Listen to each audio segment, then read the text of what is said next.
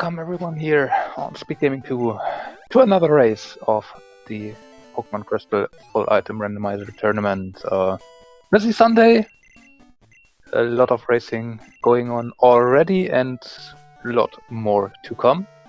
We will be watching JoseL versus BadNewsNate. Right now both have lost their first race, so are looking to pick up that first tournament win today. I'm Randomizer here, I will be commentating this for you, and yeah. They are already underway. Starters didn't look too great. The Weeping Doll maybe the best option out of the three we got. Maybe not what we really want to run if we have better options, but hopefully it will just get us at least to Cherry Grove and then we find something better.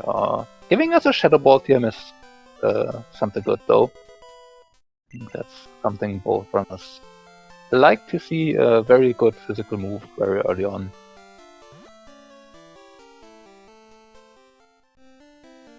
That we can work with.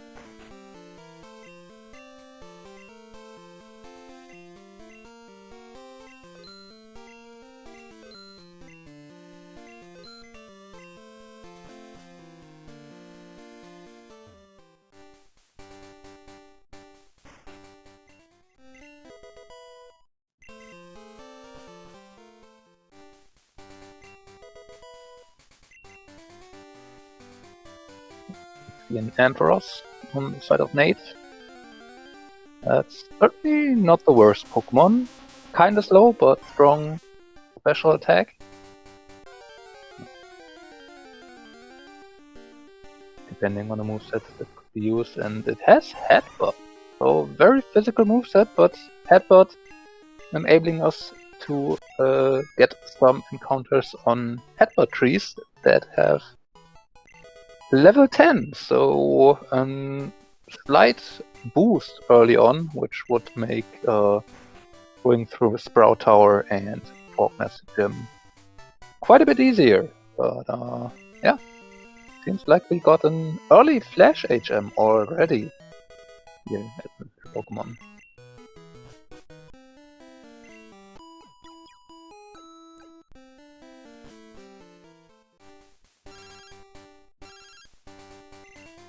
And Nate is going to check for Headbutt encounters.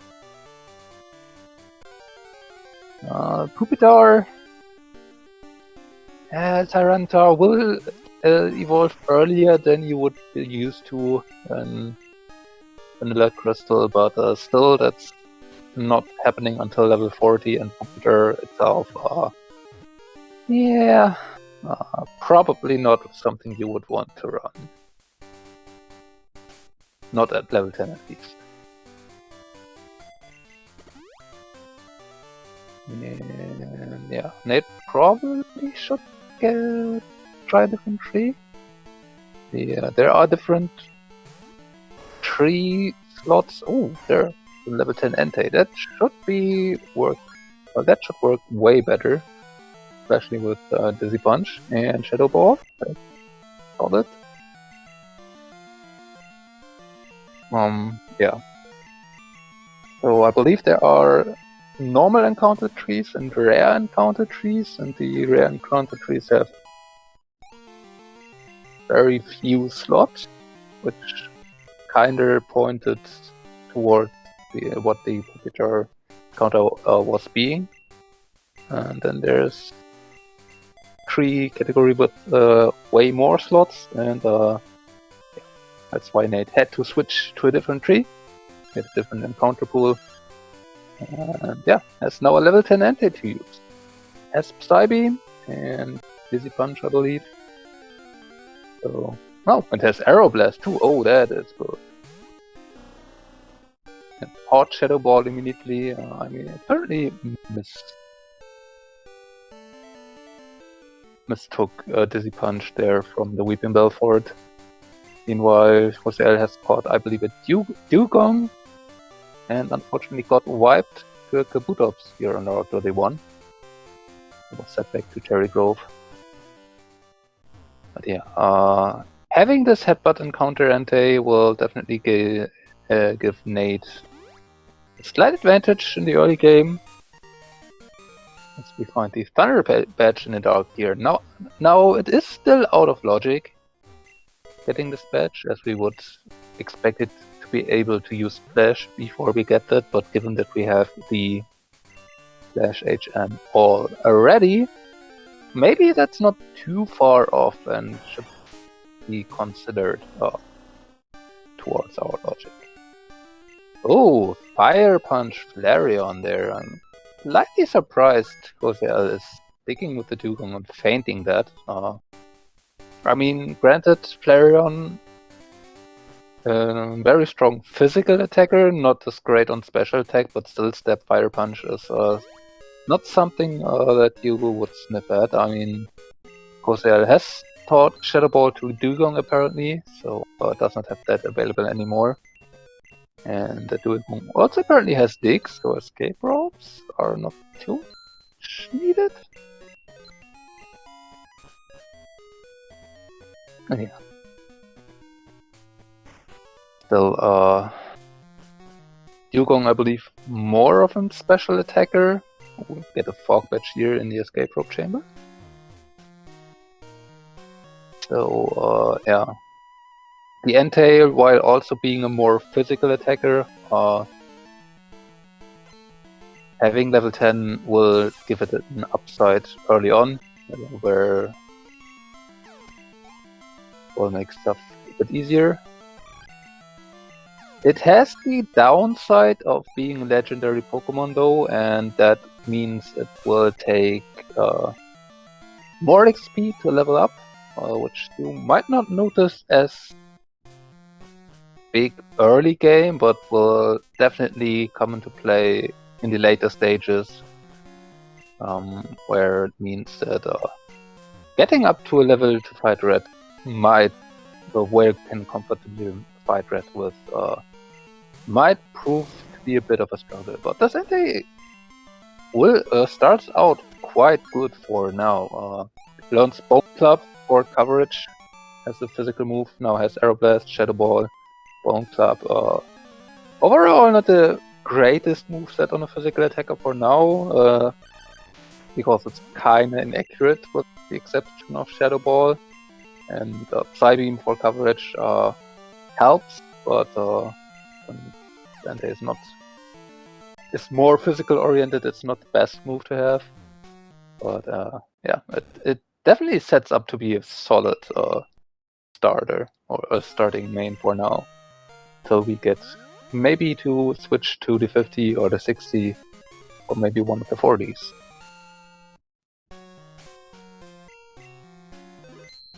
We have the Rainbow Badge in Sprout Tower. So a few badges early on already. Kinda interesting to see. Might point to an early trip to Radio Tower or east of Mahogany.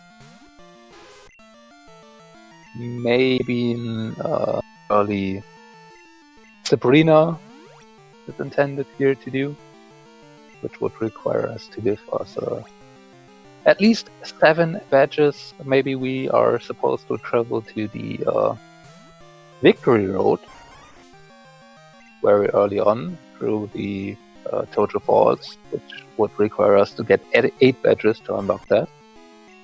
So there's yeah, few options that we might need to look at, and yeah, JoseL gets a bit bullied by a Lapras that knows Ancient Power. Dugong, being an Ice type, is not doing too well against that.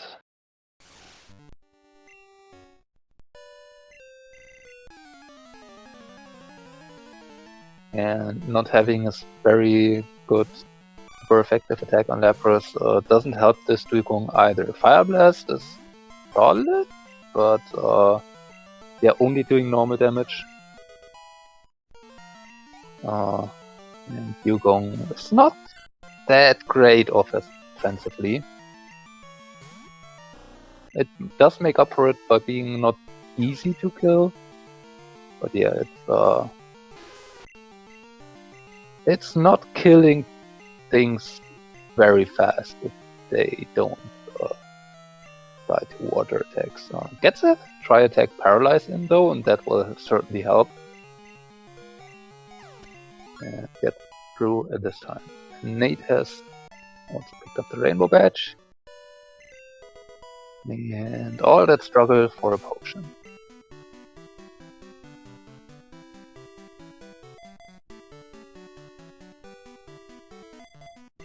Meanwhile, the Entei being already on level 14 and having Shadow Ball to use, disposes of that Lapras way more quickly. There we can really see the early level advantage that the Entei got from being level 10 from the start already into play, and Nate having done the gym first. Which, aside from the very first Pokemon that is on level 9, is usually easier to do, since it won't get above that set level 9 from the level perspective. Just that, yeah, getting through this initial level 9 is the problem most of the time. Sprout Tower has a way more smooth curve, starting out with 4 level 3s to get some experience on them on. So if you don't have something that can deal with the level 9 already, it's usually more efficient to go through Sprout Tower first and get a few levels up on the main before you tackle the gym. But as Nate showed, having that Entei being already on level 10, it dealt with the gym just fine, and that helped in Sprout Tower. And we did find a mystery egg. We could return to Helm and turn that in for a check, but that would be quite a backtrack for a single check, even though we get 5 of whatever we would be getting.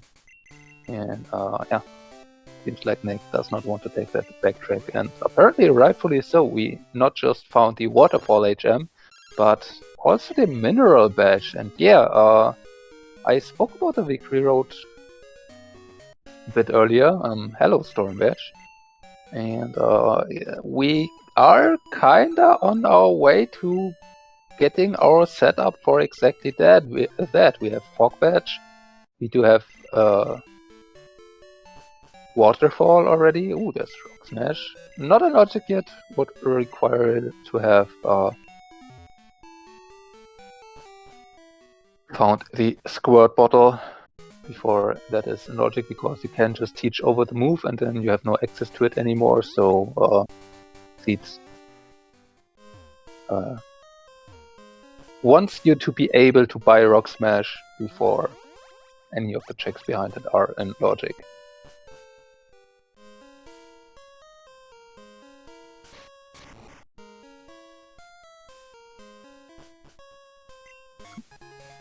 They're getting the Fog Badge here.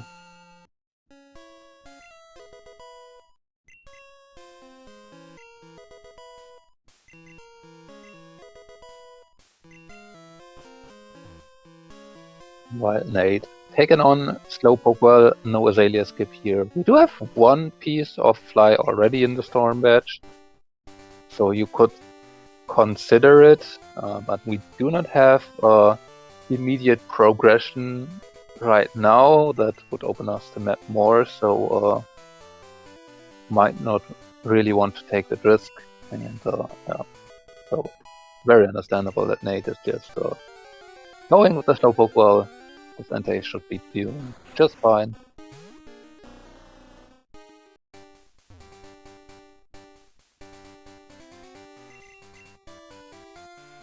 And you will get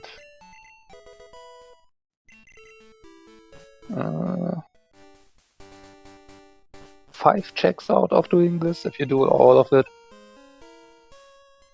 1 in the well, 1 out from Kurt after the well, then 2 from Bugsy, and the charcoal check you get after finishing the well Then doing the Kenya quest.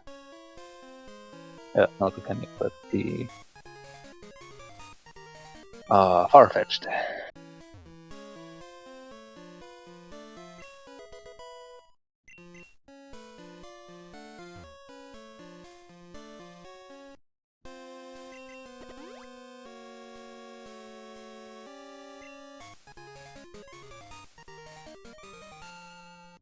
Storm Badge or JoseL will find Rock Smash TM in a few seconds.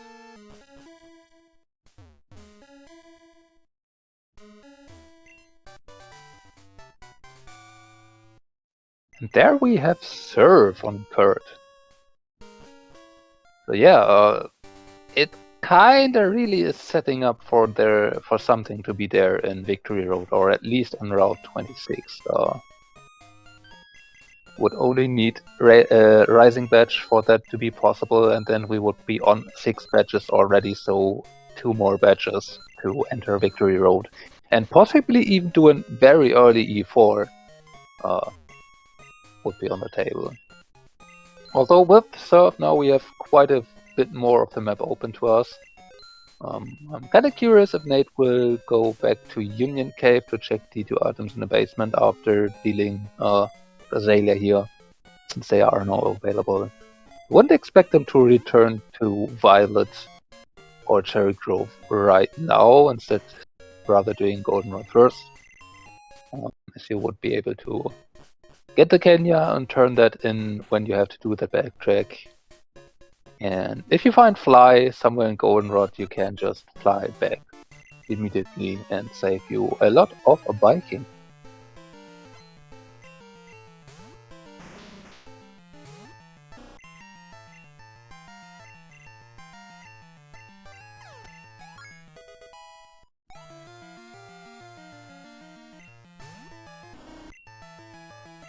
Bugsy, unfortunately, not having any more helpful items right now. I mean, the Nuggets still some decent money, but we're not completely unhappy to see that.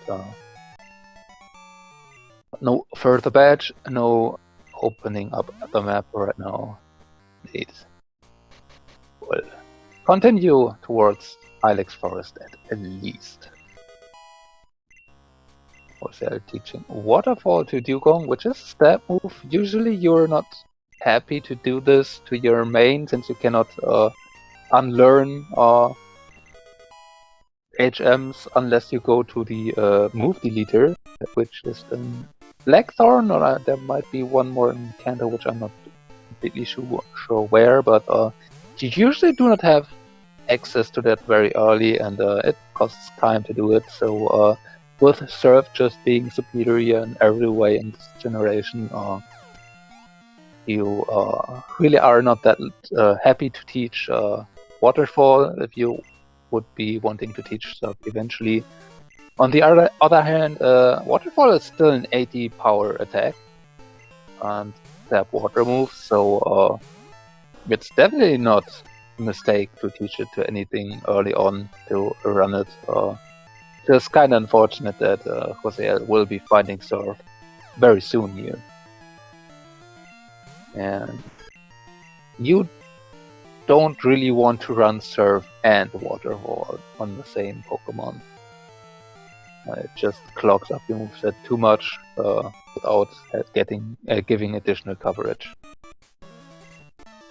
Not too bad usually. Having to step water type moves is definitely something that isn't bad. But again, with there being a lot of water types, or water Pokemon being the most common type in this generation, so being the likeliest type you encounter, having only water moves to use against it is obviously not very great. So yeah, we might actually JoseL hold off on teaching that Surf to Dugong, or maybe doing that, but then being very interested in switching off of their Dugong sooner than later. Since there's nothing in Union Basement.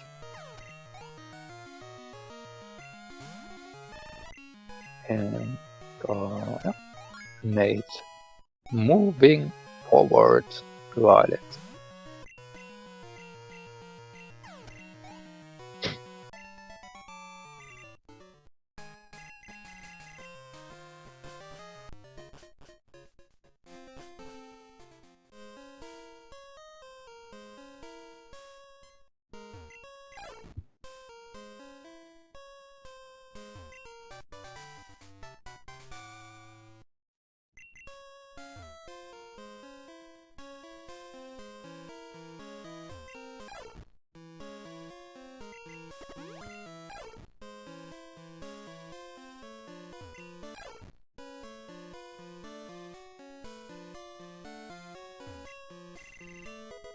I'm kind of surprised Nate went back for that mystery berry. I can understand the max elixir, you want to have some of those available.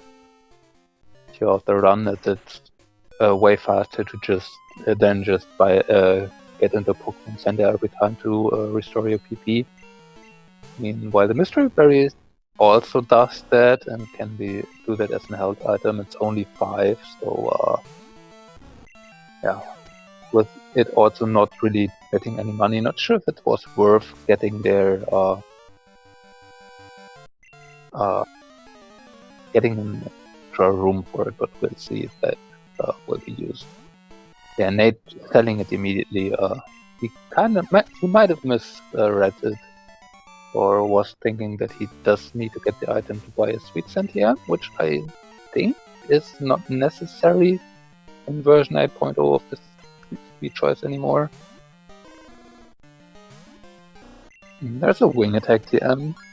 Yep, Nate buying that Sweet Sentiam.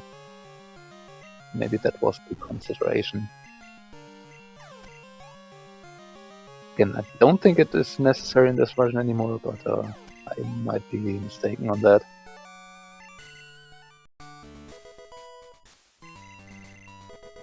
JoseL has dealt with Roxy,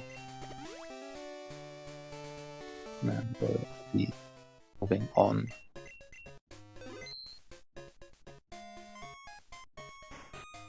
Soon.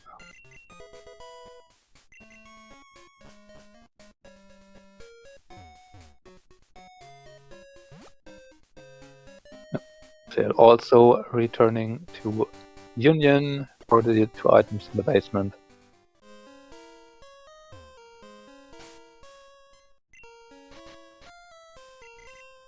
While they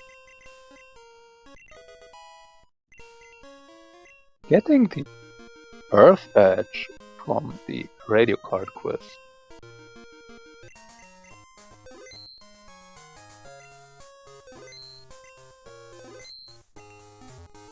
Taking the opportunity to take a PC heal. But yeah, that 6 badges already. Checking out the move tutor, we do have Psychic and Boomerang. Okay. Slightly surprised that Nate is not teaching Boomerang over Bone Club right now. Boomerang just budget Earthquake, if you want to look at it that way. And Bone Club is not the most accurate move. And yes, it can flinch, but you usually want to take that more damage of Boomerang. Probably doesn't matter too much right now. But still slightly surprised to not taking the opportunity to take that Boomerang. Because I do think you can teach moves of the move tutor repeatedly. If not, that would certainly explain why Nate is hesitating to do that, because Boomerang is just very good physical coverage move.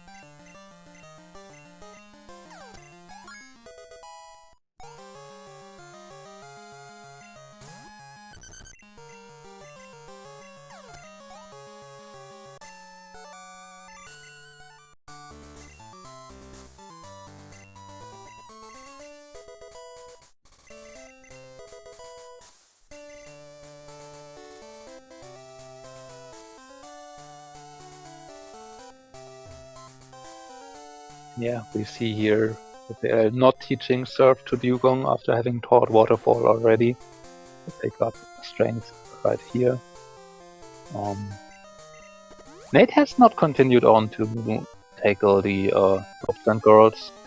The NTA might have had a shot at it already, but they go up to all the way to level 28, the NTA only being on level 20, and the moveset is good, but not exactly great.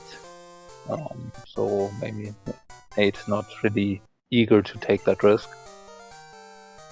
It's also just one single check in there, while there are quite a few more here up in Goldenrod to take first. So that's not too surprising to see Nate not be willing to do that. At least not yet.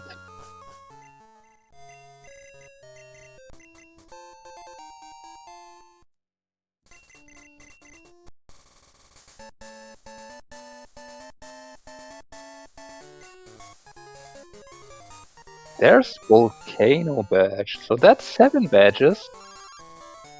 Notably though, we're still missing Rising badge, so Victory Road is still not accessible. What is accessible now though is the Force Director, which is not something Nate is probably happy to do right now. It's just a single item for quite a few not that low level fights. But yeah, we need to find something somewhere. We do have still Surf Checks and Violet and Cherry Grove. We do have the Kenya quest. But yeah, our progression is still missing and we don't have Fly yet. So Fly cannot be past the Waterfall in Tojo, so Violet might be over towards the checks we would need to cycle back for. Yeah, we would definitely prefer to find Fly first to save us that Viking. But yeah, Nate attempting to do Soft and Girls, wants to see if they can sneak through. Level 22 Pichu shouldn't be too bad. Total Wild should be also reasonable to deal with, but although Thunderbolt does hurt.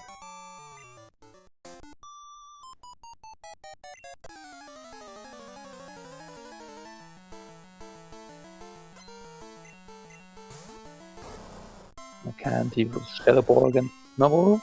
Or yeah, use Aeroblast and E-Speed Body Slam Snubble. This might not be that easy to do for the NTA. Obviously, it shouldn't just miss.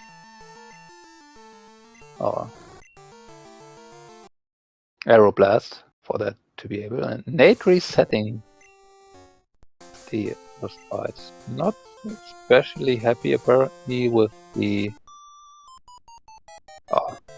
Aeroblast misses he got. Wants to save that one max revive he has right now because it wasn't really necessary to use.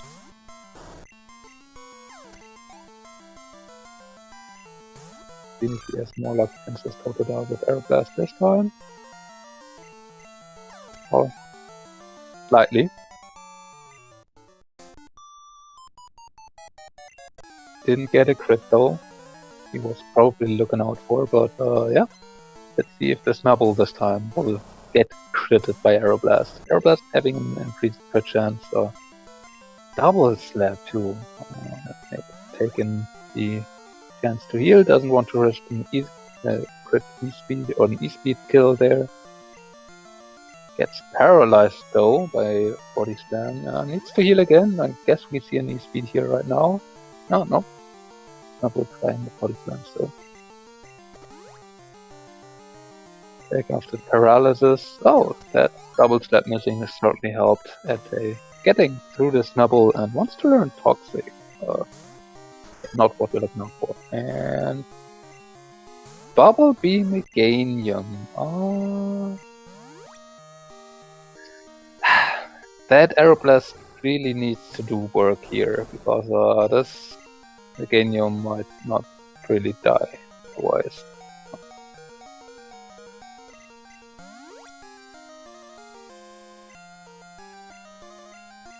It seems like Meganium... nope.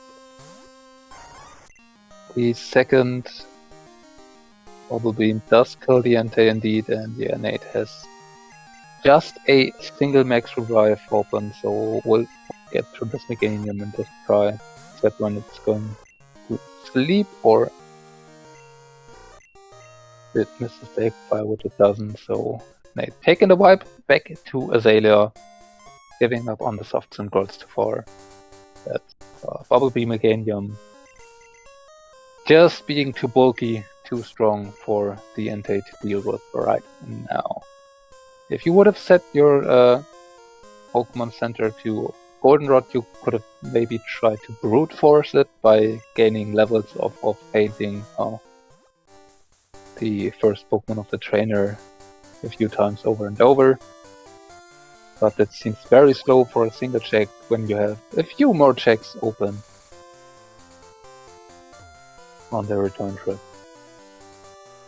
Anyway.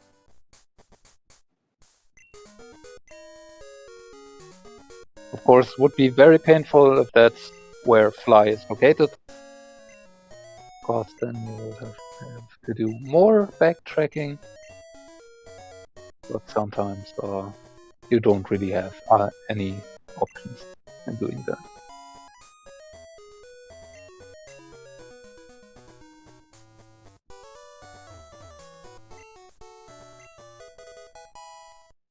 There's the squirt bottle, so this will make backtracking quite a bit easier. That will open up, or that will also open quite a lot of checks for not only Fly Logic, but in general for things to be found. And with that Squirt Bottle, also Rock Smash is now in Logic. We don't have Zephyr Badge yet, so the Rock Smash checks are still not in Logic yet. But with that Squirt Bottle, we have just quite a few more locations open to where Flash could be, and there's put this in Logic immediately, so no real reason for Nate to put this off if you can do it in the dark. And it will also help to get you back towards Elm and Tojo Falls. Ooh, Crunch TM. Nate might be interested in keeping that, even though there's nothing very important here yet. Is saving before it's in trend, so has the ability to escape rope back out of here. And yeah, doesn't have to do cycling back through or from New Bark all the way back. Nothing on 46.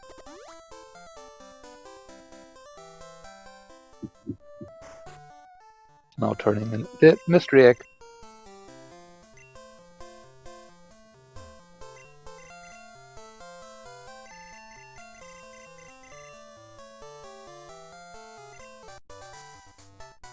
Get 5 Outrage TMs for it. That's quite an outrage. Okay, finding the Word Bottle.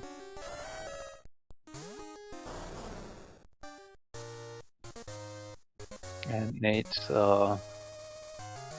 facing some encounters here, since that Entei is only on level 21, so it's not able to repel away the surfing Pokemons over here completely. Just Pin Missile in Tojo Falls.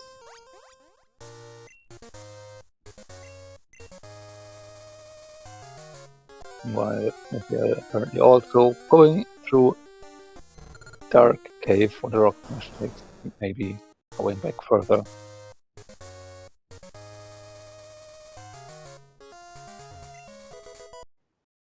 And nothing at total falls, so Nate resets back to the dark cave, can now escape rope back out and keep the crunch TM.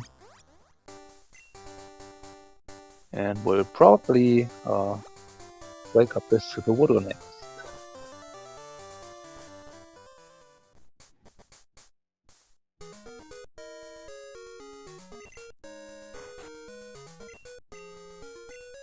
Buying a few more repels, because you are kinda running out at this point.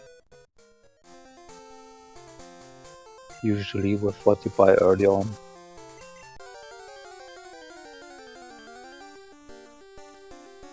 That's a Jolteon, no? Could maybe think about catching it and see if there's a moveset. We know that there's Psychic on the move control. So would be a good specialty into each to Jolteon. And Crunch and Spore. Now, Slap Surf on that. Has Dragon Breath too, that's not ideal, but it will certainly do for now. And it's not a legendary Pokemon, so it won't have the disadvantage of needing more XP to level up, which overall will make your life easier towards the late game.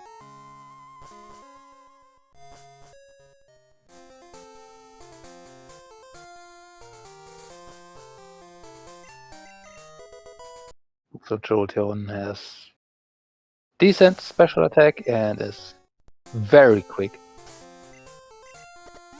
And yeah, having Spore kind of feels like a cheat in this generation. The 100% accuracy on a move that puts your opponent to sleep will work wonders for every fight you are struggling with, because you can just repeatedly put your opponent to sleep and then set up basically all the way you want. So unless you get one shot, if the Pokemon wakes up surprisingly, you're kinda set. Now, Jolteon is not the bulkiest Pokemon. Ground-type move of a strong physical attacker can usually deal with it quite deftly, so you kind of wish that they won't appear very much. Aside from that, this Jolteon should probably do pretty well.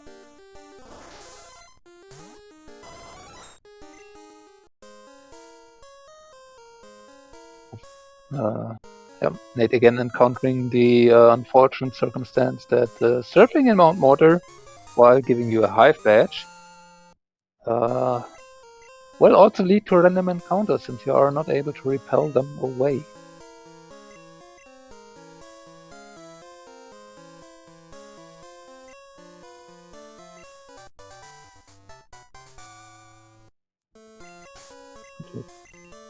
Somewhat unfortunate, but yeah.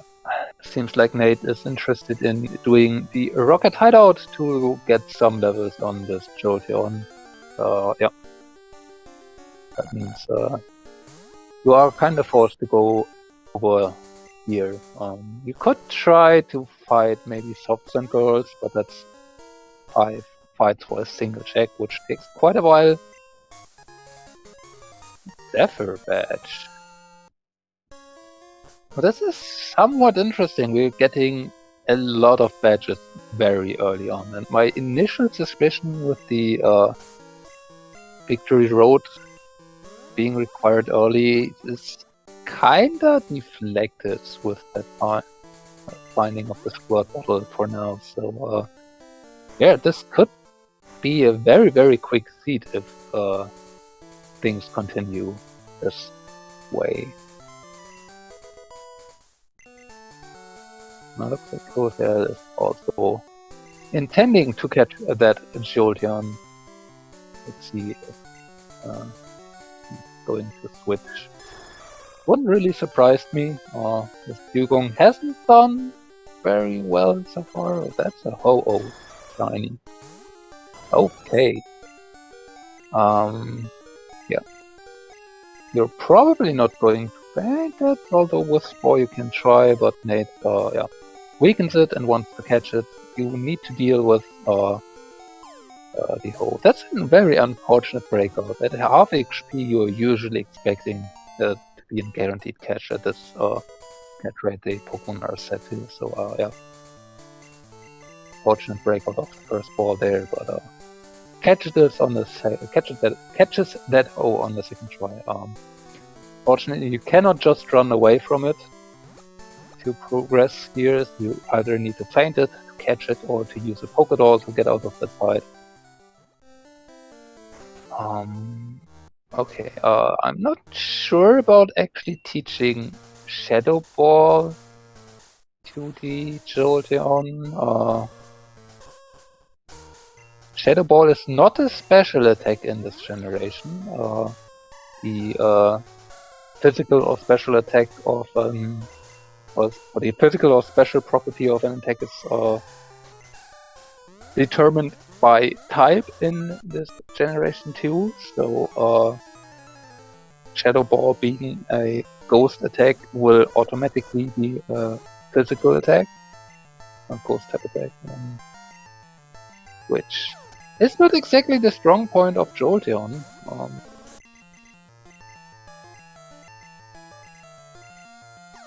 So, yeah, keeping Dragon Rage and teaching Surf of Endure instead would probably be more reasonable choice. We'll see if that will make a huge difference. I don't think that Shadow Ball gives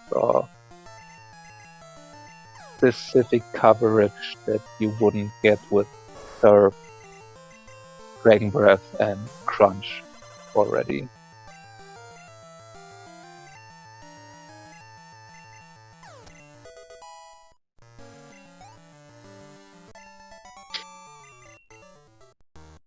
Kinda missed the Romas there, my bad.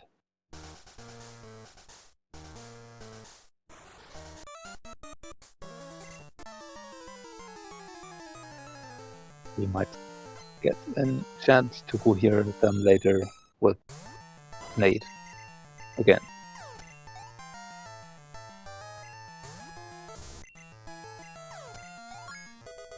While JoseL not taken on Morty yet, instead heading over to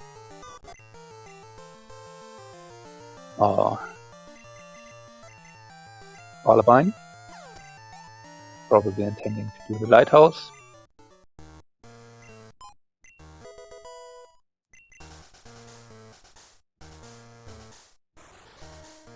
Which are the two ways you can currently get some levels on your main words that are open to us for the level area we are with the Jolteon, with the hideout and the Lighthouse. We do find the card key in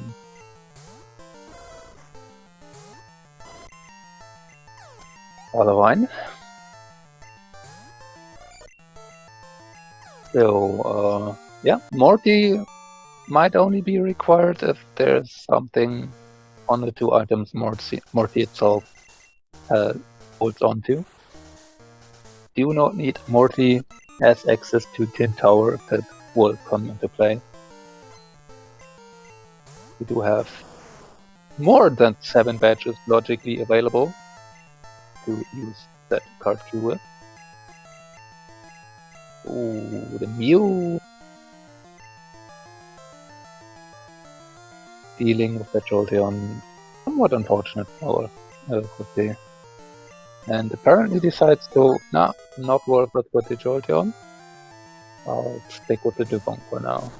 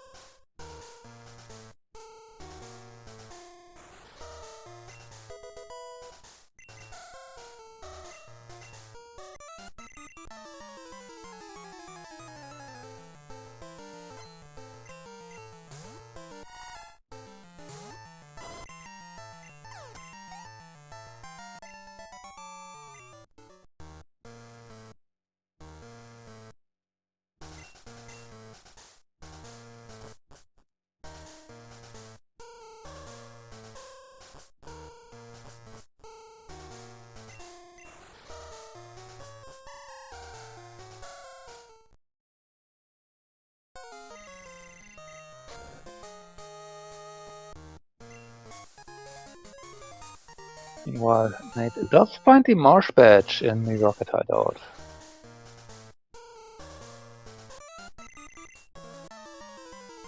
Oh yeah, our badge count is already up to 10? And we're not even an hour in. Of course, we don't have found any part of the Poke Gear yet. We're still missing quite a few things. And yeah, we're are also missing some yeah, more powerful badges in Plane Badge, Rising Badge, and Blazer Badge. Correspondingly, we are missing Cut to use with the Hive Badge we found. So yeah, there's not really too much things we can do yet with what we have. Also, with neither pass nor SS ticket, yeah, Kanto is still completely hidden and inaccessible.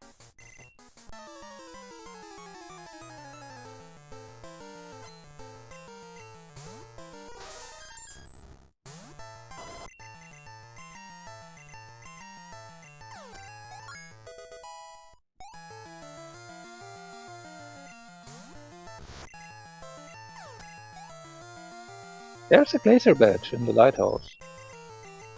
So that actually enables us to do Whirl Islands. Which, with how this layout of checks went, can actually hold on to fly, which is not something we should just easily disregard. Oh, that is Zapdos.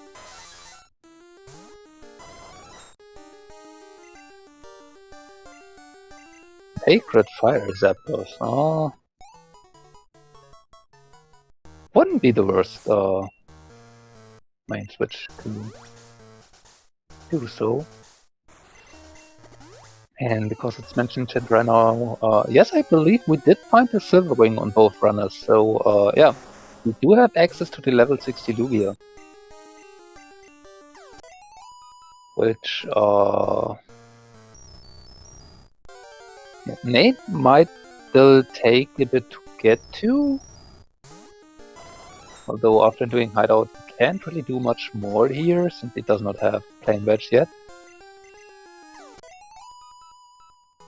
But yeah, it probably will still be 25 levels higher than what Nate will have at that point.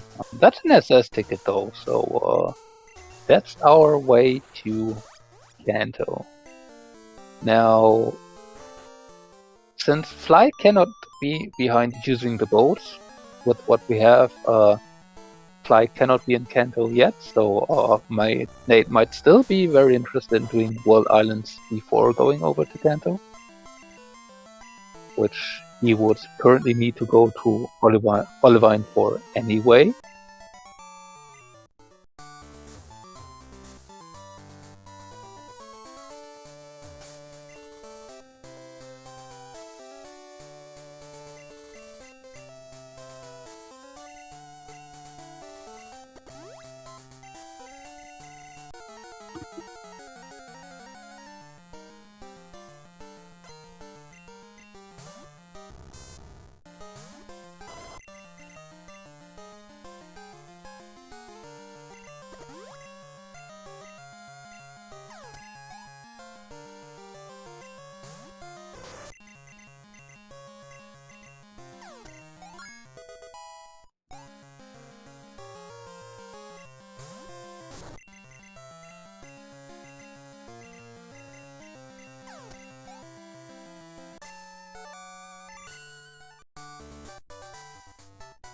And that's price done for Nate, and we get the machine part. Huh.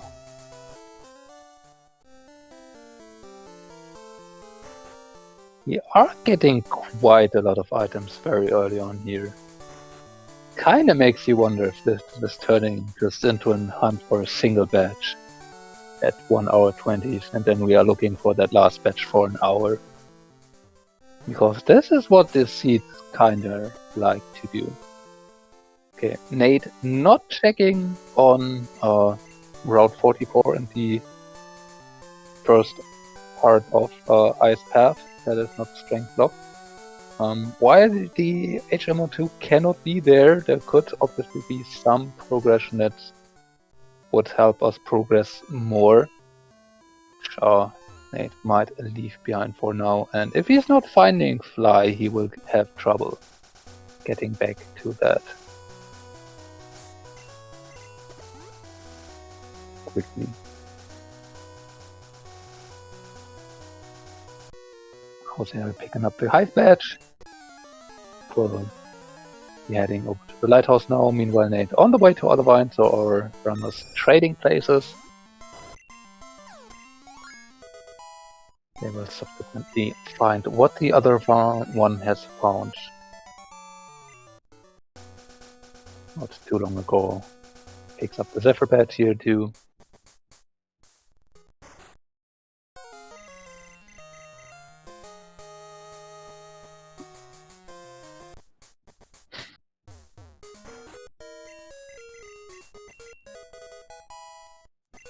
And getting the card key.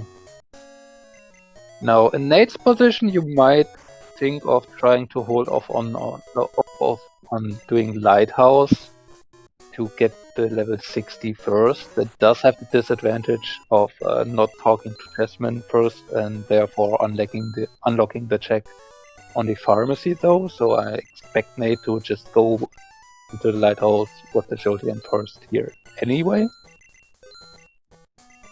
Get the checks out of the way, unlock the pharmacy check, which can have Fly.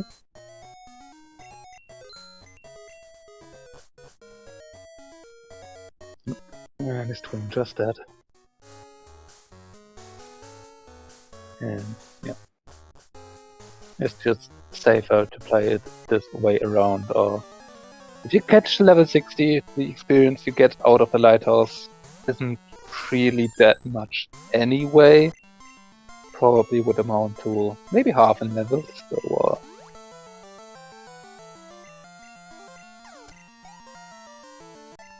really not that helpful to save for the eventual main 4, and with having Spore and Jolteon being very fast Pokemon, so it will likely outspeed most other Pokemon regardless of level. Ooh, that's quite kind of dangerous Bone Ring though, I think.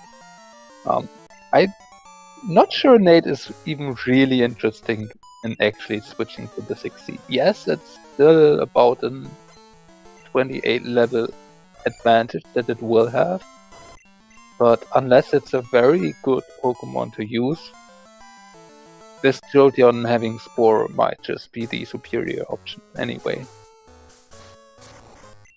But yeah. Having said that, about level 28 level difference, maybe 29 level difference is massive. You definitely shouldn't underestimate that. So any reasonable Pokemon with a decent moveset, and we do have quite a few moves available to us to teach. Will probably just make your life quite a bit easier.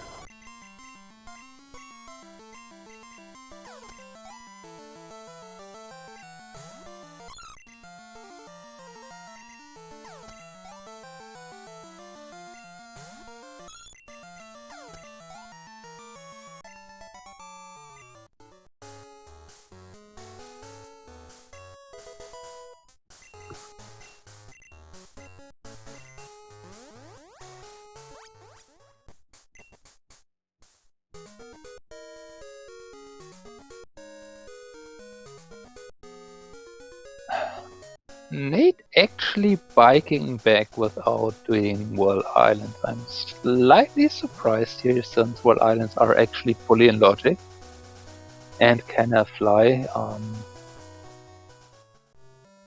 I mean, with the card key, the radio tower is open now, so Nate does not have to deal with Morty if so desired.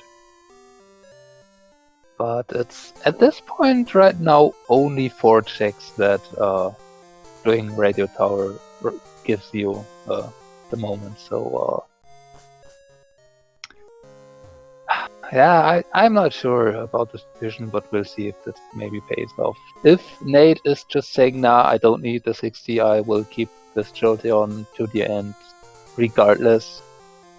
And even if it's a level 60 Mewtwo, I don't care.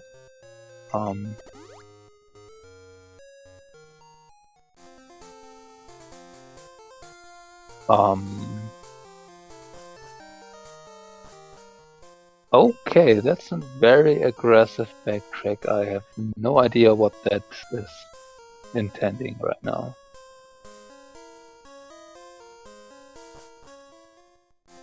We do not have access to the Ho-Oh Chamber, we do not have access to the Waterstone Chamber. We do not have access to Slowpoke Well. And if you want to do Flash Chamber, I'm not sure this was actually the fastest way to get there. Nate, you have done this already? Was there something here that I forgot in your set away?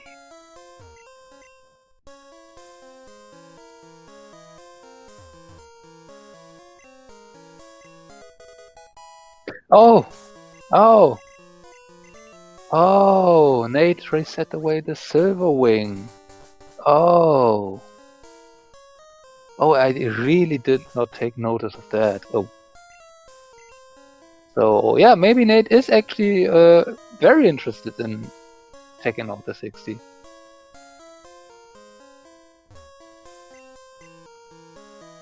Huh.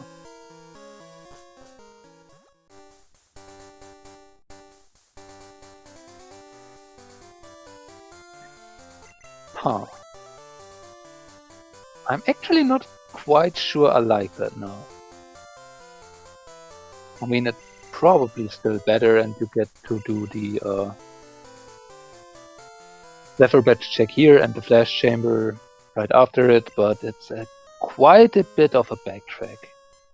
And yeah, this Jolteon with Spore or Nate,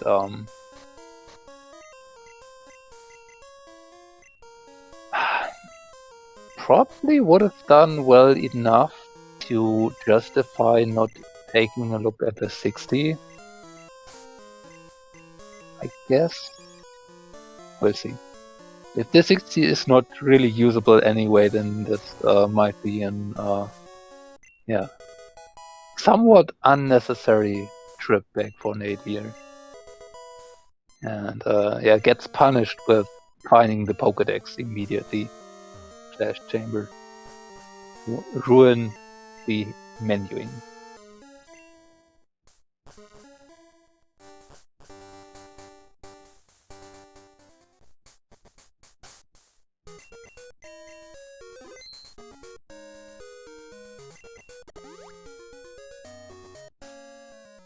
Nate saving again, setting up for another reset. I believe Nate has not checked the one item in Cherry Grove, which this is kind of going to be. But yeah, this again is now on very, very out of the way single check. We have seen from JoseL that there's nothing here. So yeah, this was quite a time investment that Nate took to be able to take a look at the 60 and didn't get anything else out of it so far.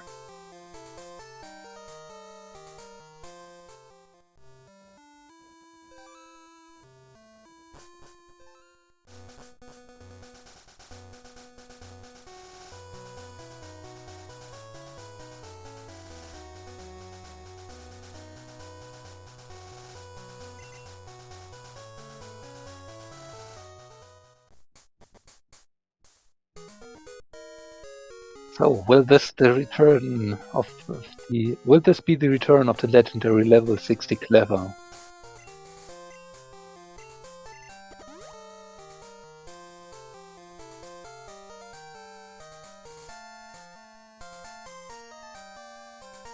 Somewhere Trickman is having a fit that even this thought was mentioned, but if that were the case, actually, since friendship evolutions now will happen on the very first level up, it wouldn't actually not be that big of a horror story anymore. JoseL done with a rocket hideout.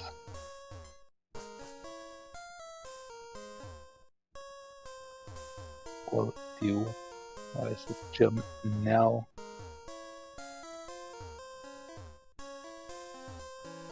And did Nate get blocked? Yep. Maybe. Usually the movement for this is not too bad, but if you miss the ladder for some reason, you might struggle to find it back.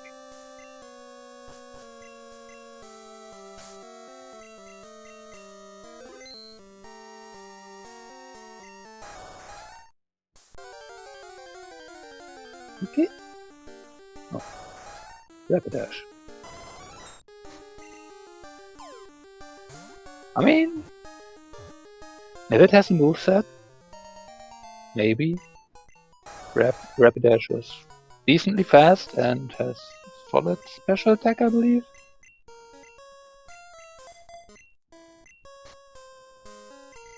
Can slap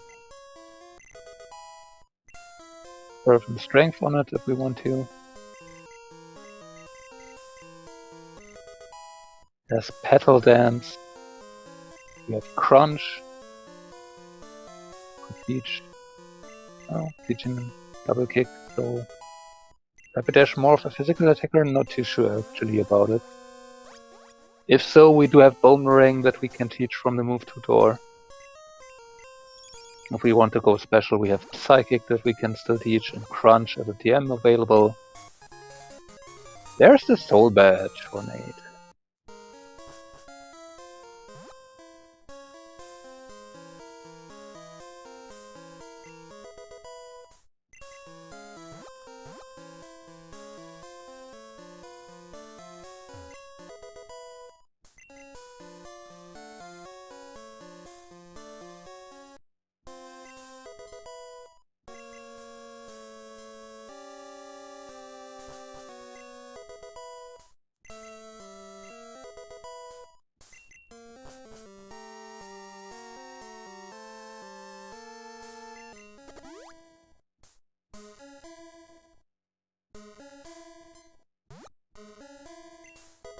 While JoseL took a look at Route 46 and 44 and the first checks in Ice Path. I hopefully didn't miss anything so far on Route 44. There we have the Rainbow Wing. Interesting. Now, oh, there's Rising Badge here in Wall Island too. So that opens up the rest of Mount Mortar, and now does give us in fact access to Victory Road. And to something that Nate has somewhat of an PTSD of, because last year's start into the tournament for BadNewsNate was very, very heavy leaning on required E4s. Or the last tournament, not necessarily last year. So yeah. Mate has a somewhat love-hate relationship with the E4. So yeah, the prospect of it now being available while not having a single part of the Poké Gear is Maybe not something Nate is too happy to see.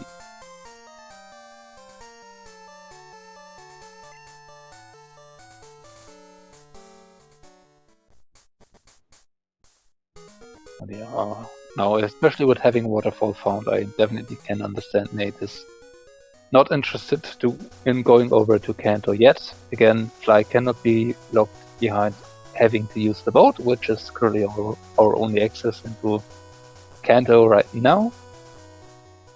So why not go to the dense places that are in Fly Logic yet, which is the back of Mount Mortar.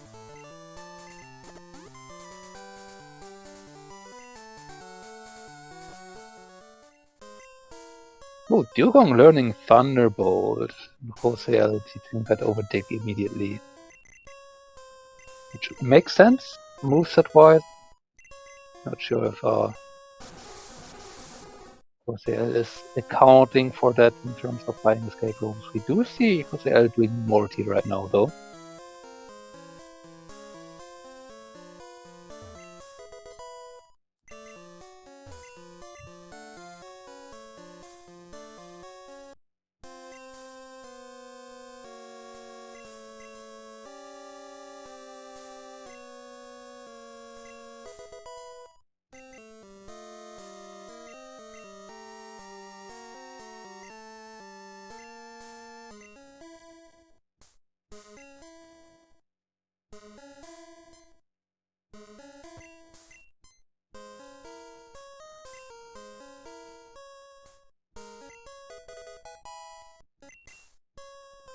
Finding the coin case.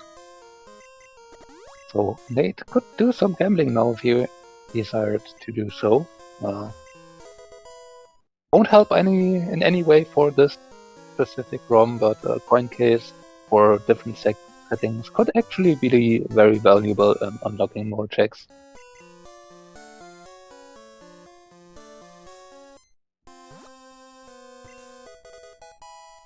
And there's the pass. So now we know that Fly actually could also be in Kanto.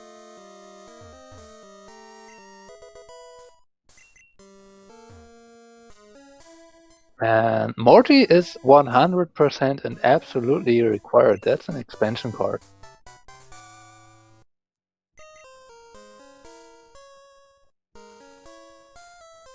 Which could become annoying for Nate, who has not elected to do so for now, and I don't see Nate doing that in the near future. Although he also found the bowler badge.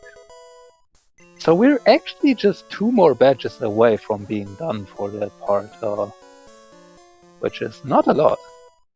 And with the Pokegear part still missing, Nate is kinda limited in what he actually can do.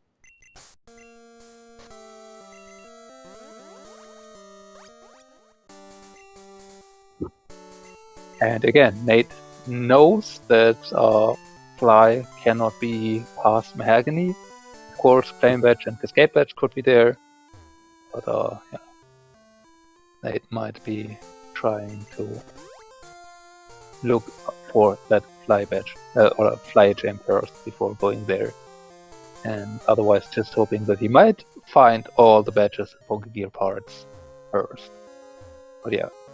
Morty still not being done, for Nate would probably mean that he would need to fight Fly soon to do that. But then again, that will probably prompt Nate to do a lot of the other stuff first.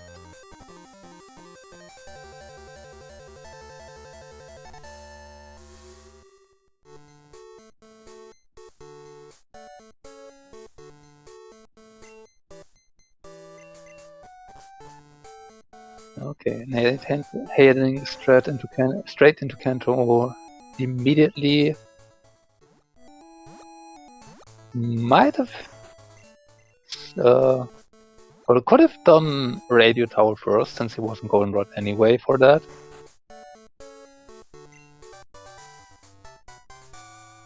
So it's somewhat, yeah, a kind of situation of pick your poison. Radio Tower 4 checks that are not that fast to do right now. Kanto has a few checks that don't require any fighting. But yeah, there's a lot of biking back and forth required if you want to do them. So without Fly, it's not really that efficient to do all of these.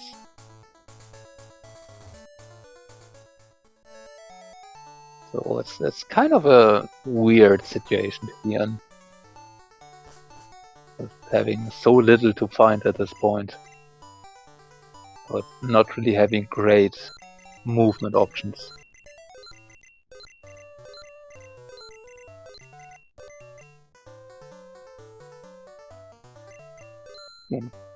Attack that may cause burn.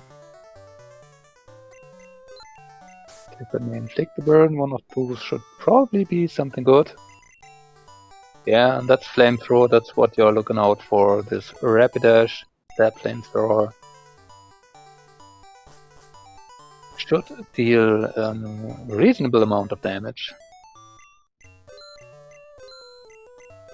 Picking up the Rising Badge.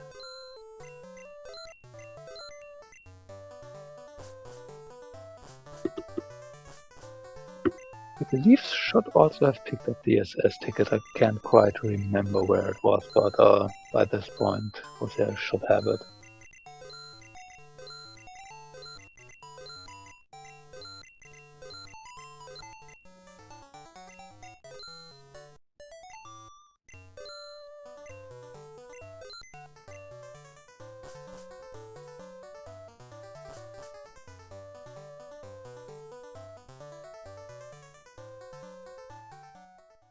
And Nate's not going to do Janine for now.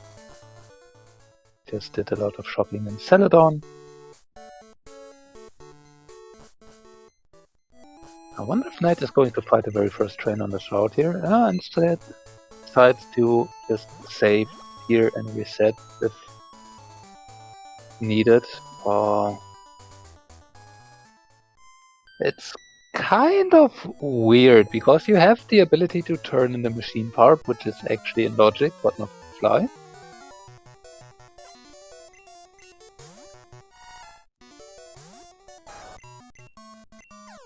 But if you do so, you don't really have a great way to get out of there. And yeah, taking a Death Warp with a level 60 is not that easy. So ideally you would prefer to have cuts in that case, since you then could take the way over to Cerulean City and just get out of this part that way. But yeah, having now found the Pokegear, Nate doesn't really want to reset that away again.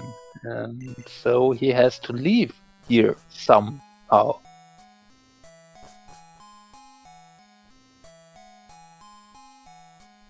And if that's the case, having fought that trainer, the very top trainer that I mentioned at the time, the very top biker, would have enabled you to take a faster way out here again.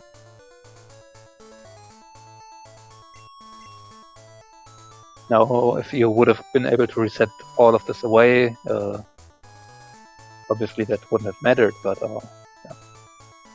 Now you have to fight either all three of those bikers, or to fight the top one and then bike back all the way to Lavender to reset the route and then bike out again. So all in all, feels just very slow to do all of this. But yeah, with the Pokegear here being in Rock Tunnel, no way to, or no real way for Nate to not keep it. Meanwhile, JoseL actually took the boat over to Kanto. So we know that Fly actually could be here, but we have not seen it so far. If it isn't, and there are a few more checks where Fly can be in Johto, JoseL would have to take back the boat to get back to Johto right now, since he has no ability to get that pass that is hiding in the waterfall section of Mount Northern. Okay. One more check here on Route 12 for Nate without cut. And it's a God Rod, where normally you would find the Super Rod. Okay. French Vanilla Rod.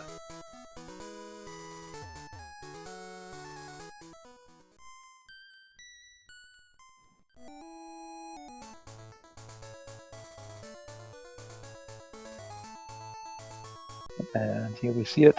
Nate has to fight the top biker.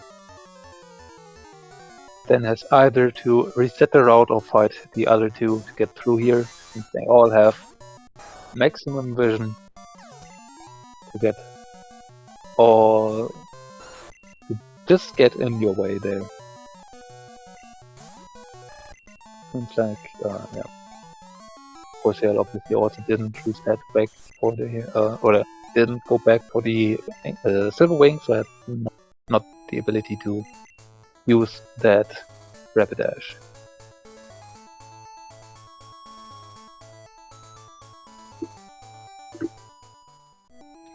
Nate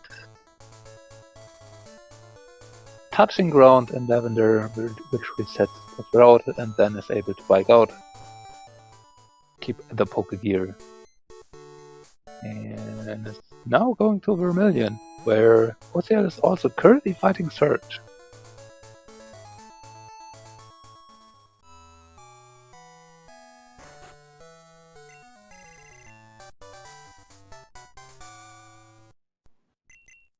Nate, after having turned in the machine part, can also do the lost item check, which is not required and is skipping Surge for now.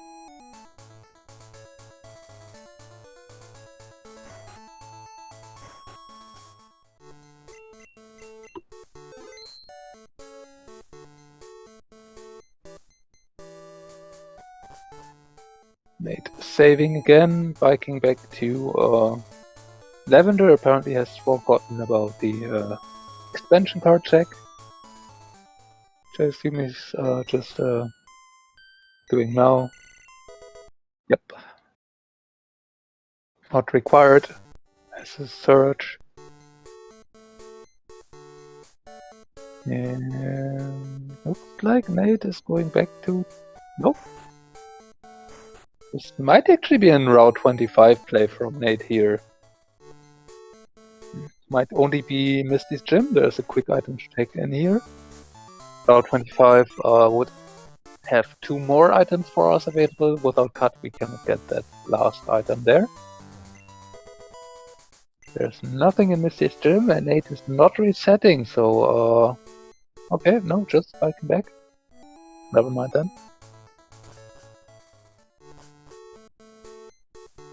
And going back to Johto. Yeah, no easily available fly for our runners here in Kanto. So this is going to prove more of a problem for JoseL.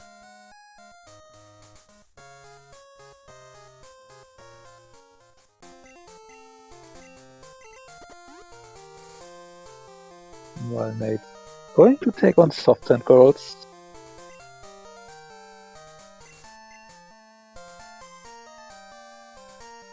Let's see what Nate could have potentially had very early on, but decided to leave behind because new game memory strip notes are reasonable to deal with.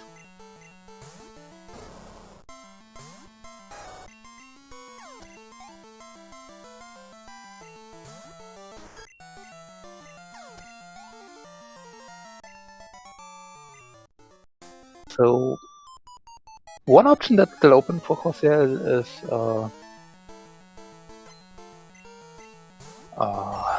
doing Janine.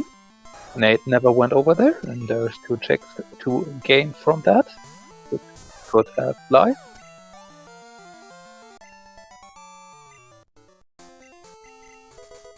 And it's a revive on Substance Girls, so Nate hasn't missed anything in here. Although Nate should also be able to infer that JoseL probably wouldn't have gotten this either earlier. And it looks like we are getting the radio tower now from Nate.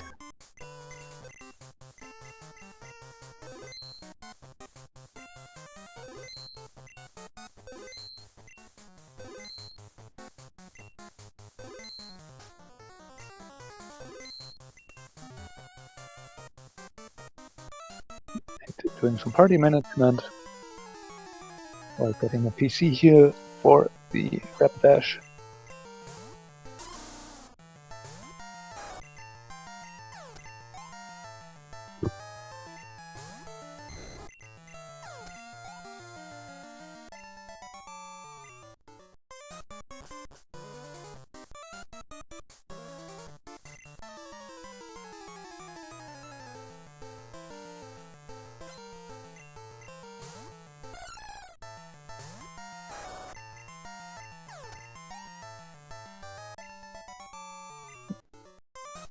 There's the focus gear for JoseL.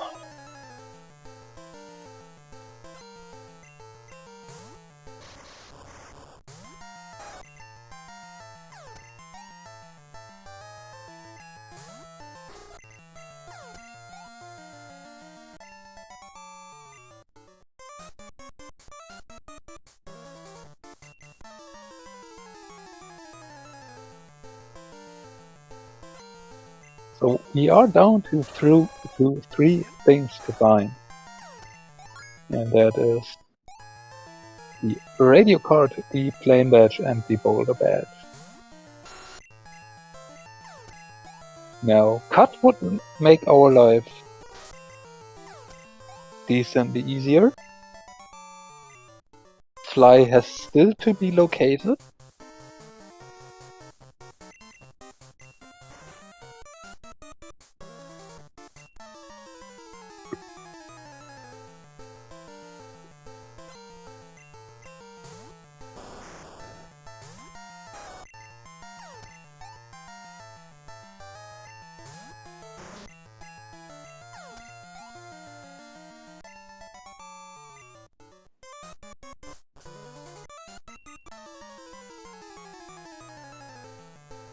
And Nate will have to do Morty at some point.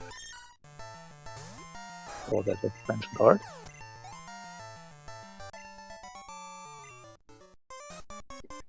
And JoseL apparently wants to take out the way towards Cerulean. The big problem with this is there's a cut bush in the way. And JoseL is still lacking that 8101, if I didn't miss it somewhere.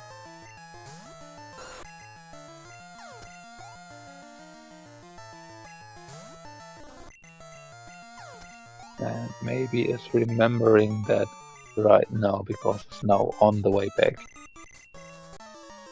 What drop coming?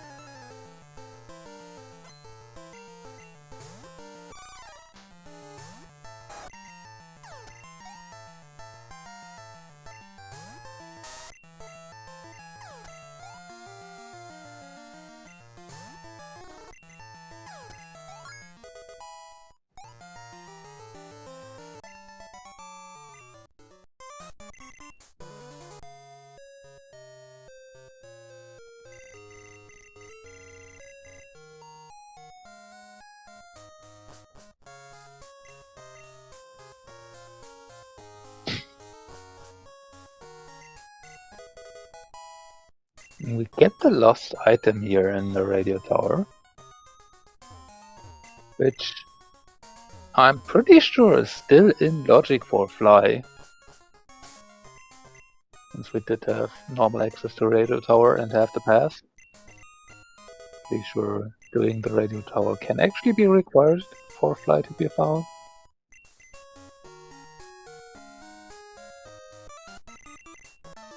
While Nate using a few candies to get that Rapidash to a level 66.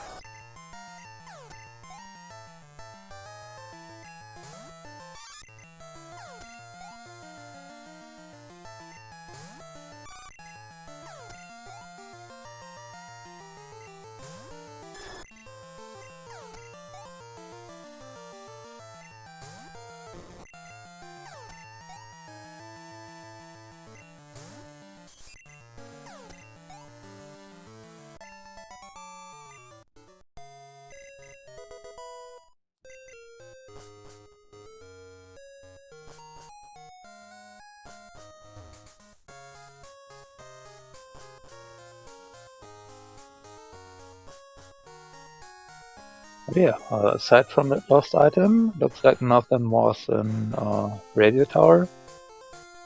Slightly surprised Nate is not going to directly check that lost item.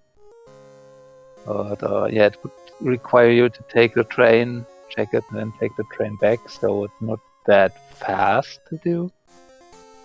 On the other hand, it's not a required fight for it, so it's also not that slow to do.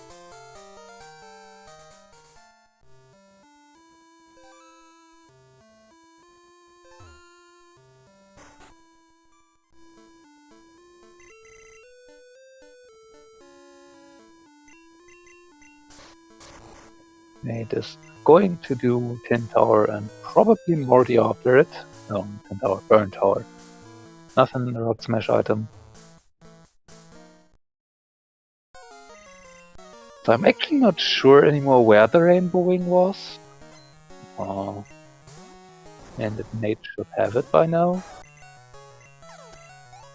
Oh no, right. The rainbowing I believe was an Ice Path where Nate wasn't, so yeah, no prospect of entering Tin Tower for Nate at this point. And JoseL not doing Route 25, not doing Sabrina. Maybe has done Sabrina, but yeah, is going to take the boat back to Johto.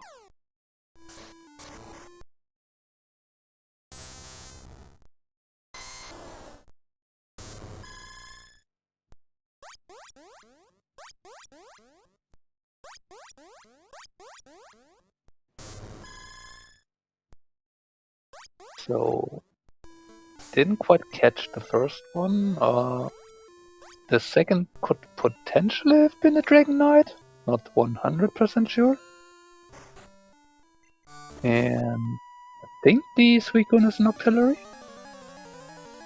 So the last two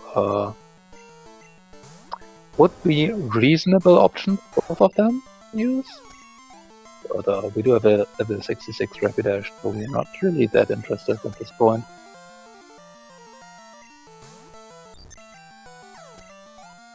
Again, since I didn't really catch the first one, what that could have been potentially be a Haunter that has a very very hard to hear cry on this rescreen setup actually, so could have been potentially an option.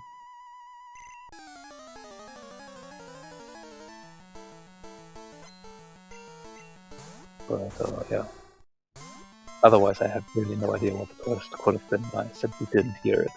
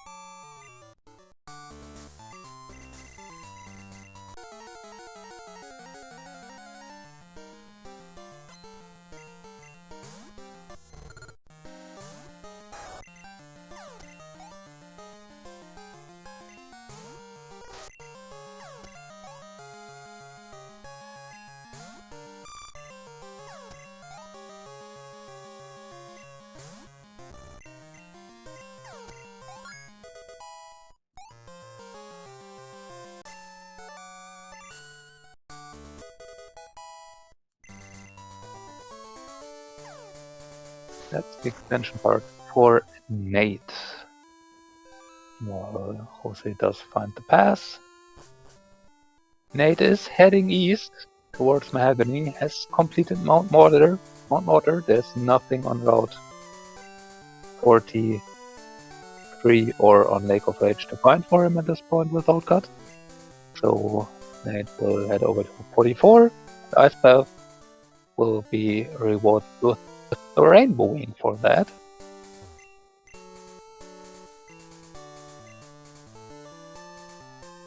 There's enough the Boulder Badge to get to parity on badge count. And it's also now just missing Lane and Cascade badge. And the radio card. So, what do we do from here?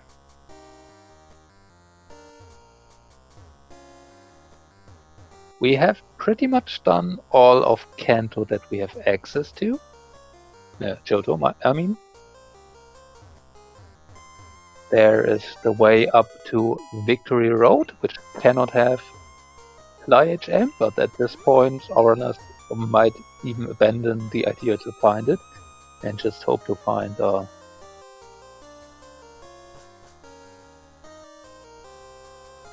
two remaining badges.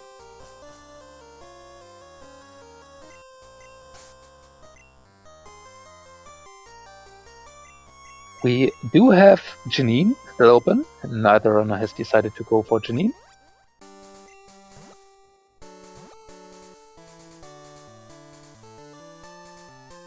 Which one of the few options left where Fly could be. We do have Route 25 open to us, including Misty. Now Fly can be the fabulous prize and can not be on Misty. And I believe that everything between our two runners that has been left unchecked.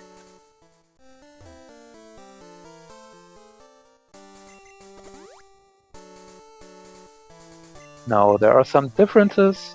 Nate has not done search yet. JoseL just did Flash Chamber into the Zephyr badge check. And yeah, Nate still has Softs and Kimono Girls, which JoseL has done already. There's the lost item check, the turning in the lost item in Saffron that neither did.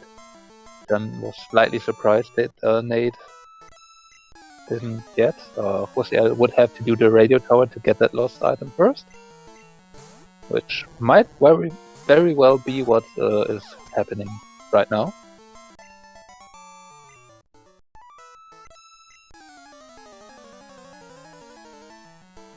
I believe JoseL has also soft sand girls that still could be done.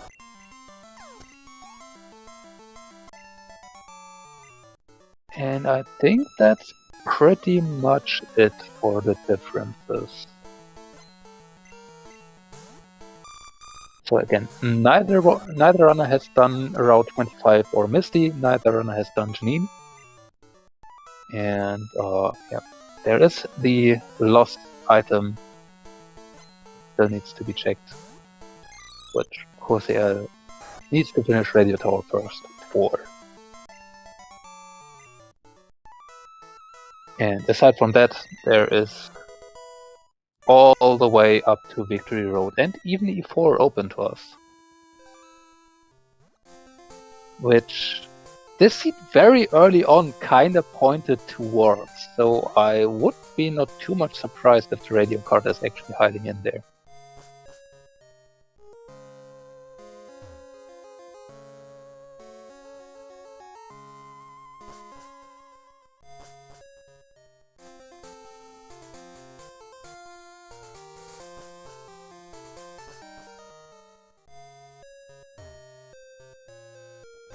So I assume we will be getting the lost item check and maybe also a trip to Janine from Nate here.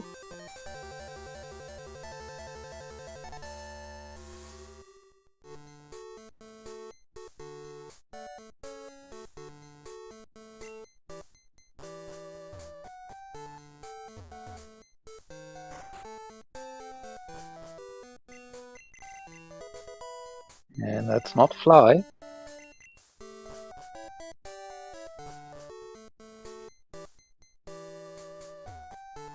Okay, no. Oh, okay, no. Nate has not done Sabrina yet, apparently. JoseL did. There's nothing in here either.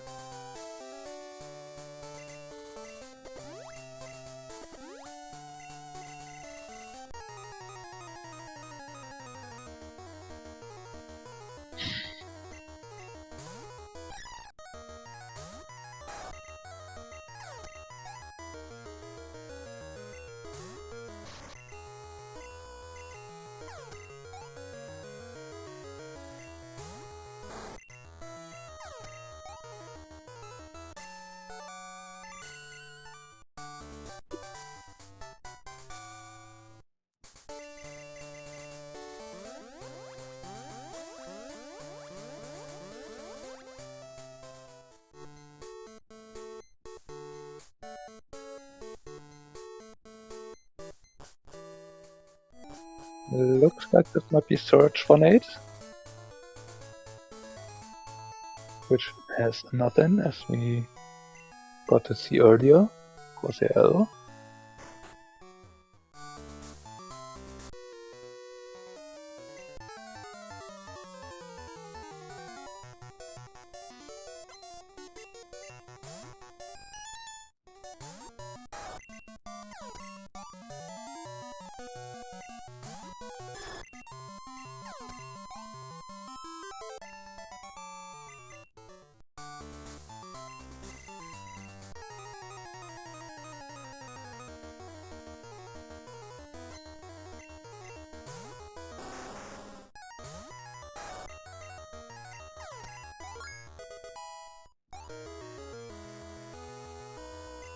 Lost item or JoseL.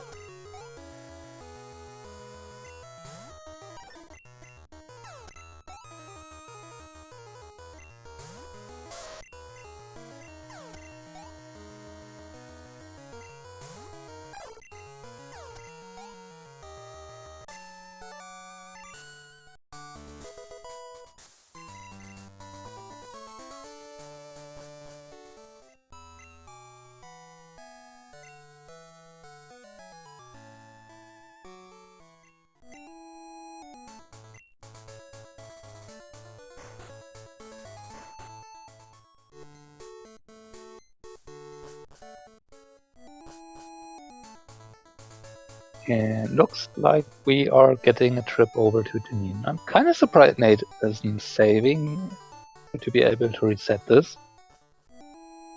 Because Fly, I believe, does not need to be on Janine here. Still could be on Route 25, which would require Nate to bike back up if it's not here.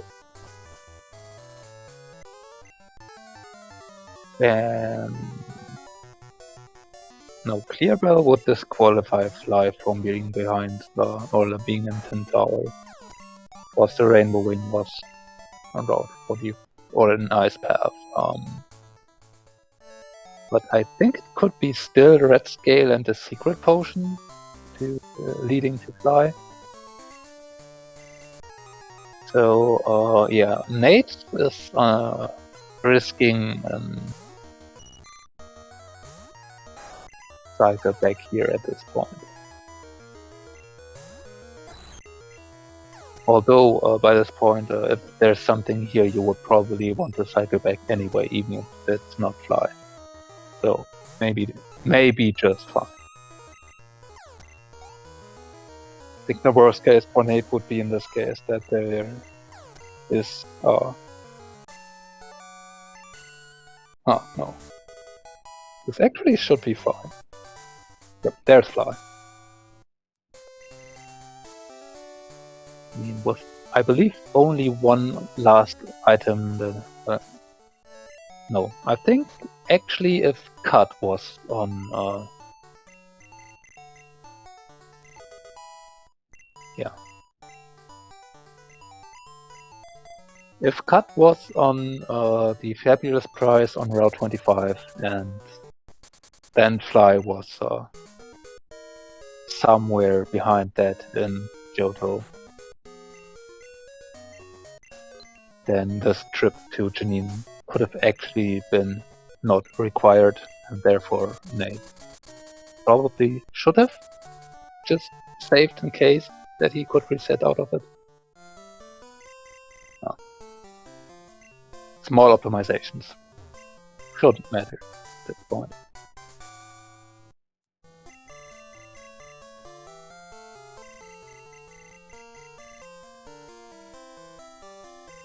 Getting those 5 outrage gems. Rising Wedge takes... Well, that also was still open. I kind of forgot about that one. Did not net anything, but now that Nate has Fly, is heading over to Dojo Falls, will be heading up all the way to Victory Road.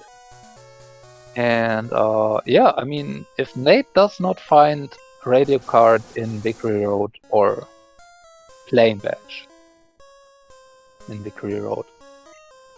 Then I would assume Nate will just do e4 at this point anyway, because I believe the only 2 checks left then would be doing Route 25.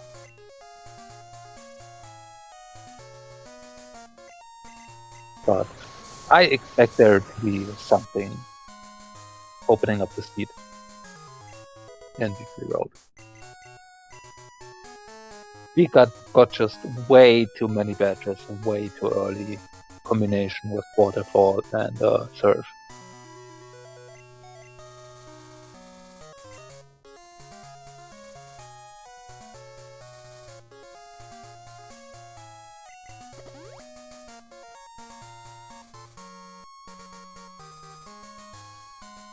And JoseL seems to be on the way back.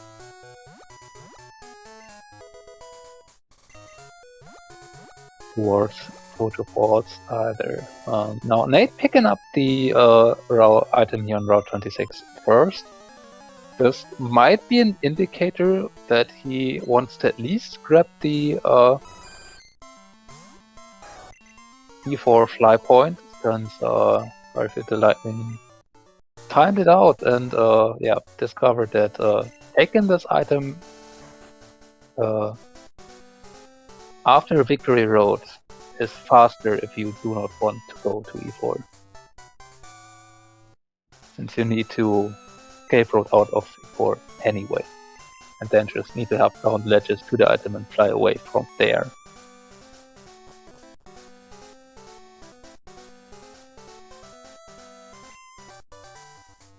There's cut.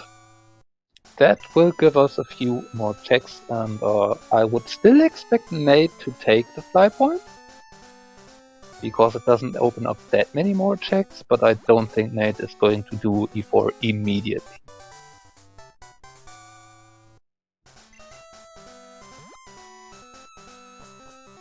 I mean, that's Nate though. Again, Nate and E4 have a love-hate relationship, but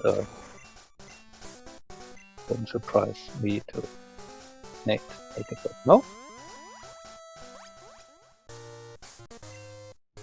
Nate saying cuts enough.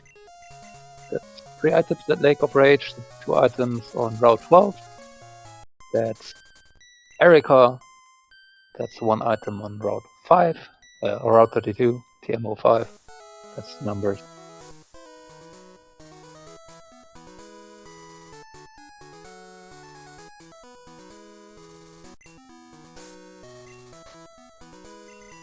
So, yeah, you can cut this thing. You need to cut though.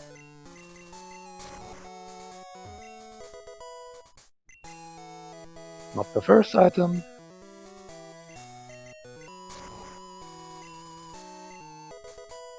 Yeah, not the second item on Route 12.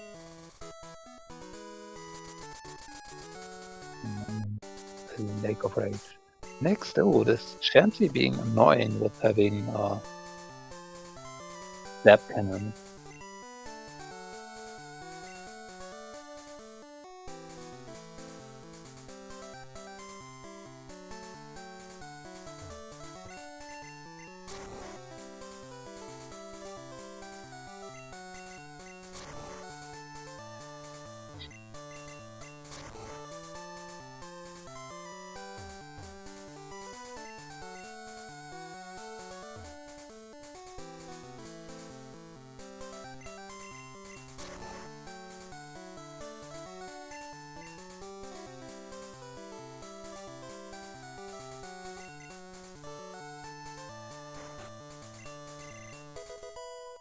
Nothing on Lake of Rage.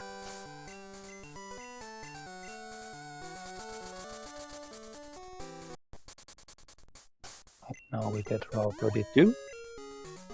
And that's almost it for cut checks. The only ones left are Erica and the one additional item we have now access to on Route 25. And yep, that's not the fast checks. We need to go slower. Right, no, never mind. One more of the fast checks available here at Route 15, obviously.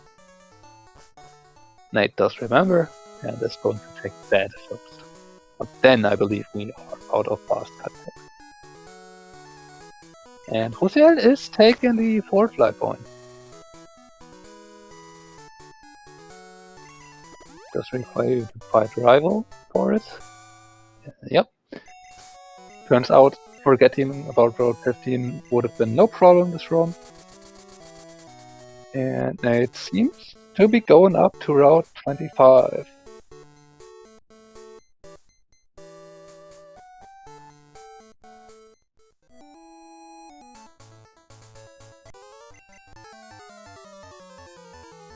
So we'll have to fight through 9 trainers.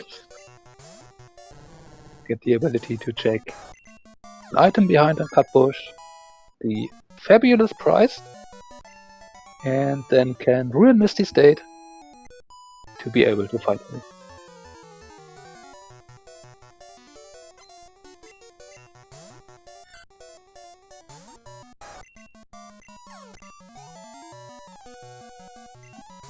JoseL making use of the Emperor teleport back to New Dark that before obviously has not found Fly yet.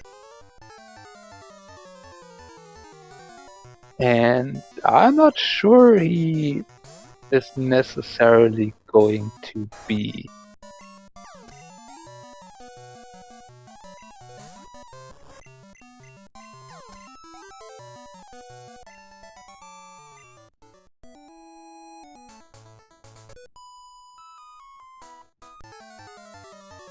With 7 trainers, not 9. The 8th trainer would be after you get the fabulous prize.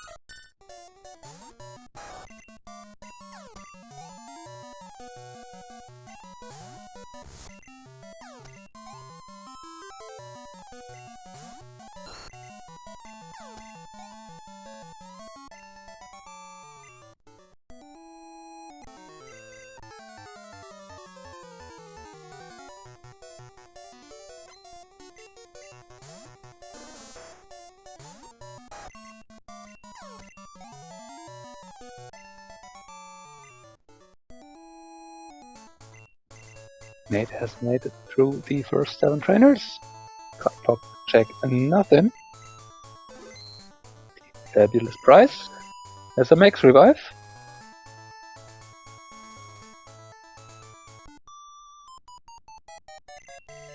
And Nate going to do Misty.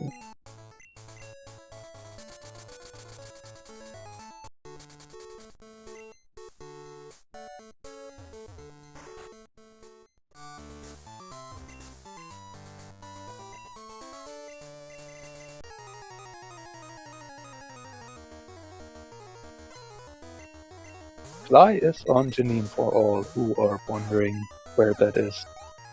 Both runners decided against doing Janine comparatively early when they had the chance. And by this point, Nate went back for it before going to Victory Road. JoseL never went back for Janine and decided to instead head over to Victory Road first. And now doing all these cut checks without Fly. But there is Plain Badge, which I'm not sure Nate is that happy to see, because it opens up a lot more checks for that now the Cascade Badge to be hiding in even worse places. But it's one more badge towards Go Mode and opens up the path towards Blackthorn.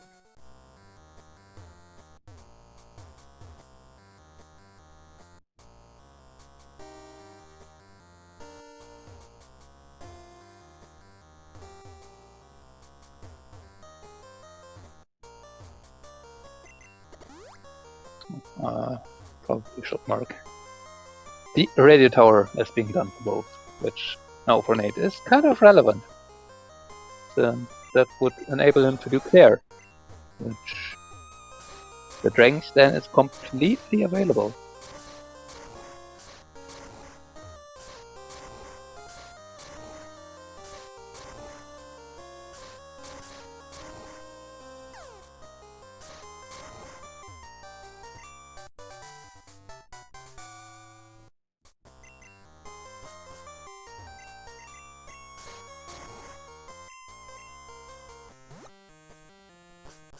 Of course, we are going for the items on Route 12.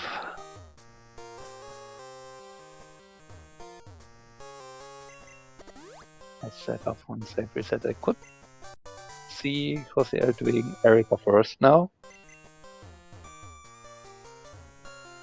Hanson would be on the way towards Fuchsia and Route 15. Something which Nate has elected to not do so far.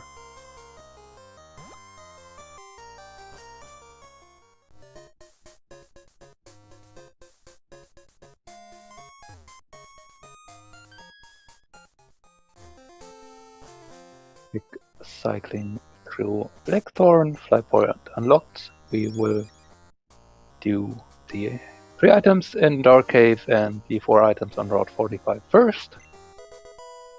We do not need to do any fighting for those.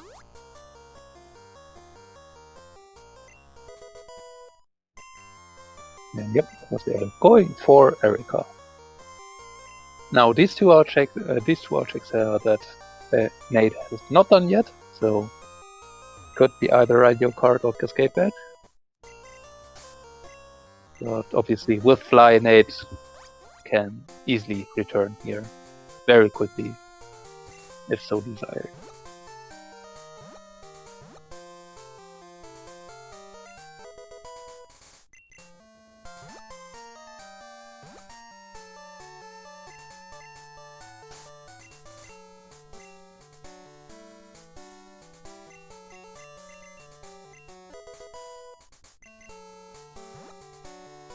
One last item here on 45. Nope. No progression. Seems like Nate is going to do Slowpoke Well and Waterstone Chamber. They have become available now with Strength. There's also Chuck that we can do now. There's an additional item in Burn Tower that we now have access to. And of course there's Claire that we can do now. I think that's about it in addition to Erika and D4.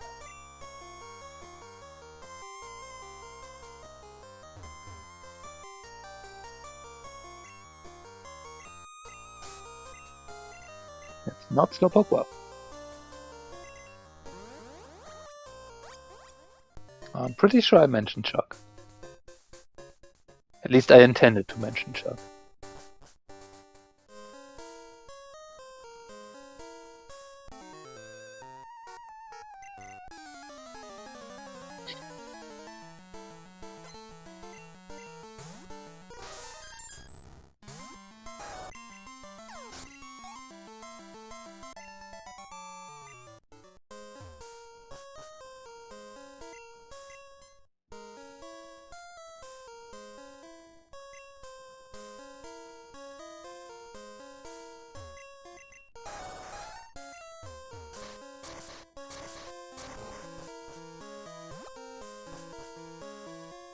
Oh, Blissey being very annoying for Dugong.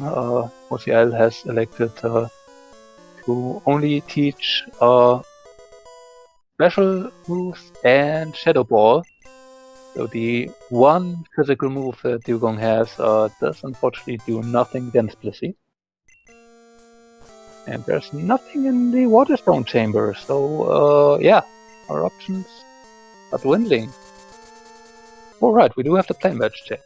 Now that Nate flies over here to Goldenrod. That's a very quick one.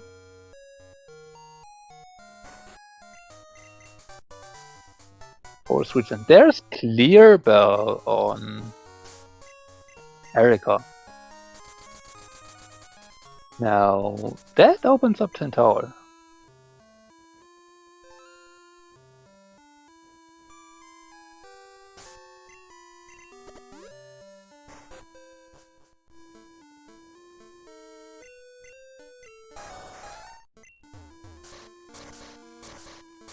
And JoseL not even going to do Janine, so yep, a fly will probably not be found anymore, which, to be fair, Fuchsia is not needed.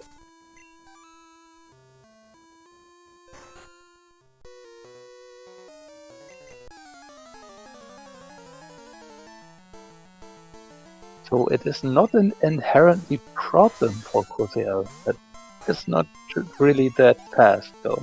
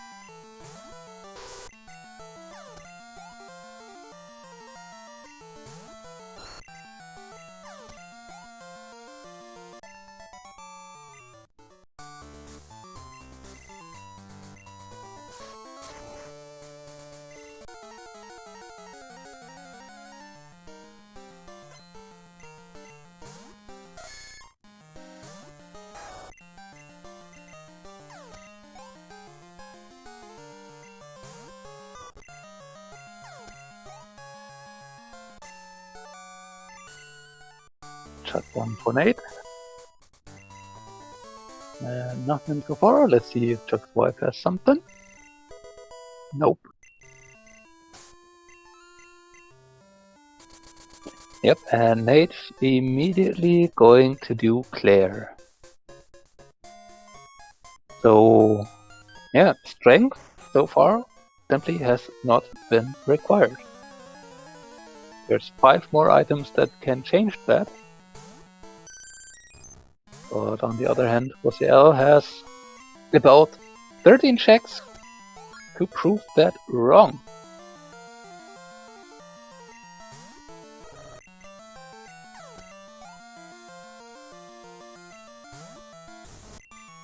Nate has done all of the strength checks that are easily accessible.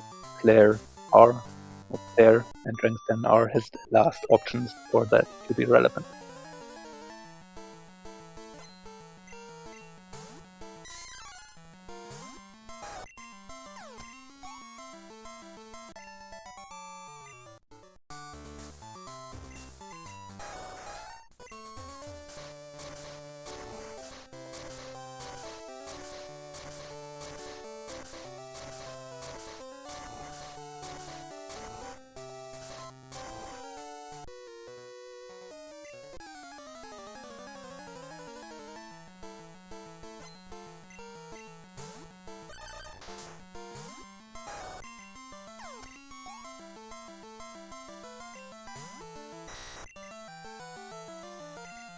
There's the red scale. That could be a required item, or it might not be. We don't know.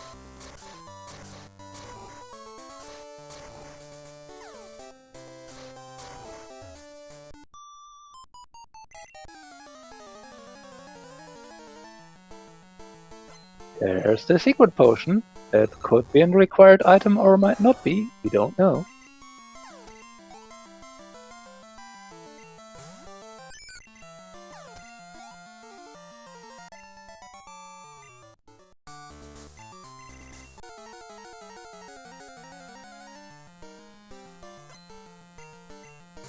So give me the basement key for the triple.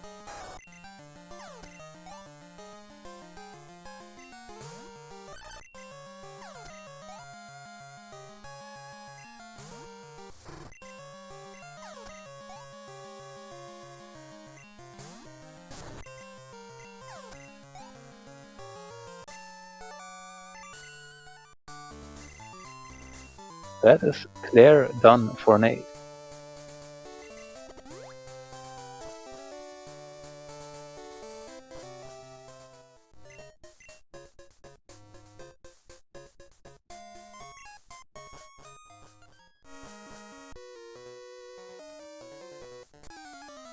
One last Pokemon to defeat before we have 5 items in the Drink Stand to see if strength is relevant.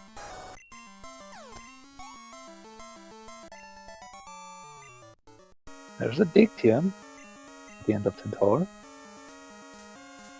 But yeah, nothing immediately required so far in Centaur. Just 2 options, Nate. I think you want to not leave behind the item there. Yes.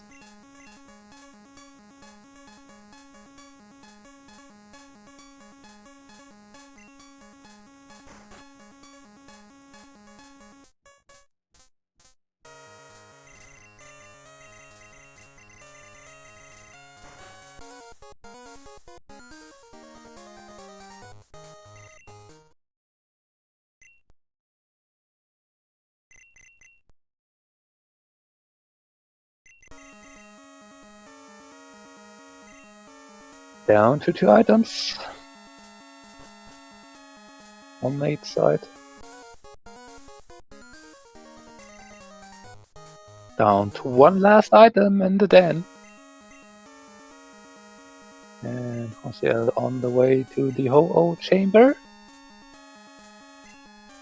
for additional items. And there's Cascade Badge. So, yep, Dragon Stand was required, and Nate probably relieved in double regards. 1, then actually required, and 2nd, he has found the last badge before finding the last Pokegear part, so he does not have to worry about West Kanto at all.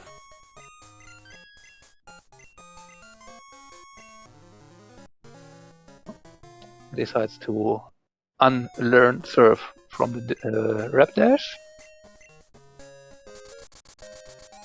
I think that should have been... Oh, okay, it went to Goldenrod. We'll be teaching Bone Ring, I believe? Yep. Going physical with this Rapidash. Setting up for Red. Yeah, there's Erika and E4 left for Nate, I believe. Which Erika will unlock now 10 Tower, which Nate is going to do, and then be able to do Ho-Oh Chamber. And subsequently find Red Scale and Secret Potion. And somewhere around in these might have been hidden a radio card. Or maybe not. We don't know yet. E4 is still an option.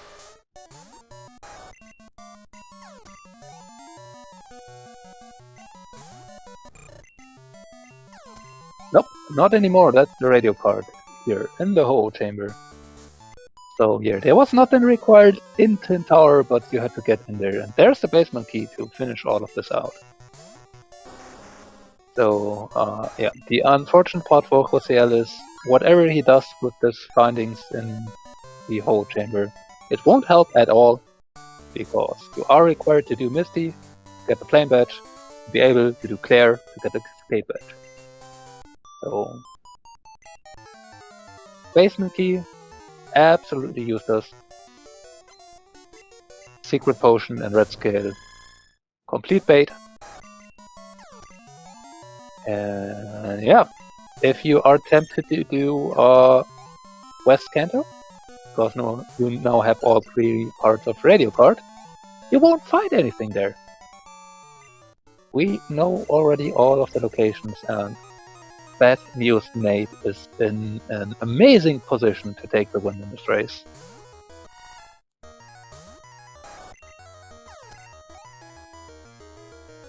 Why is Nate still doing gym battles?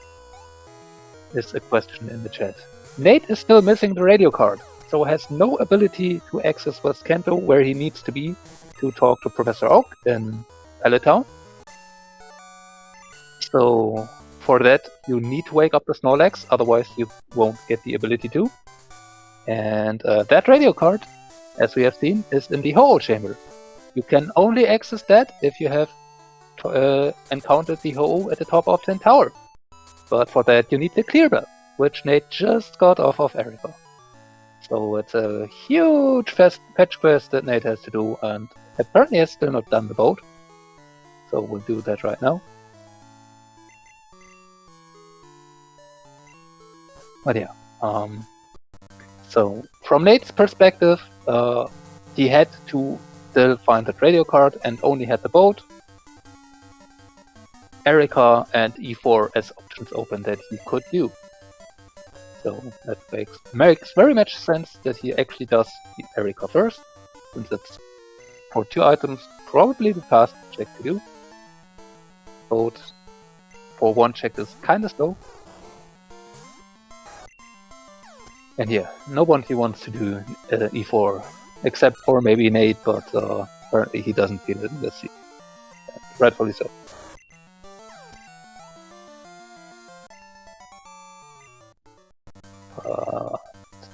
Yep, Nate is, after doing this last check out of the way, I believe, very much on the way to finish out this lead.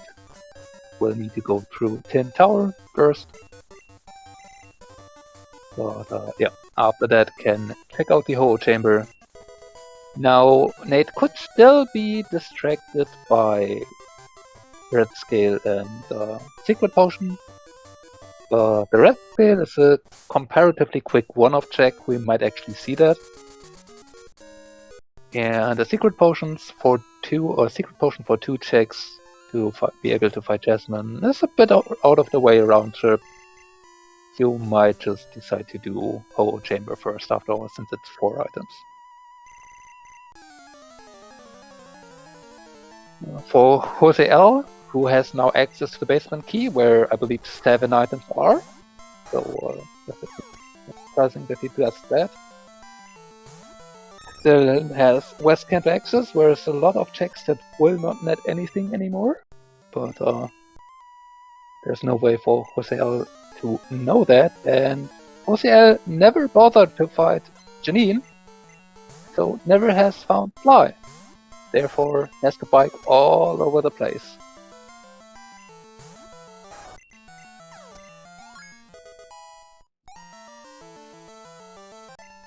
So this is just a very, very bad setup for JoseL, because that play badge that JoseL needs is on Misty.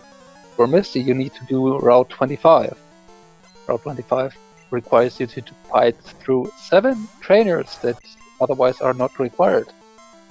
And that's no.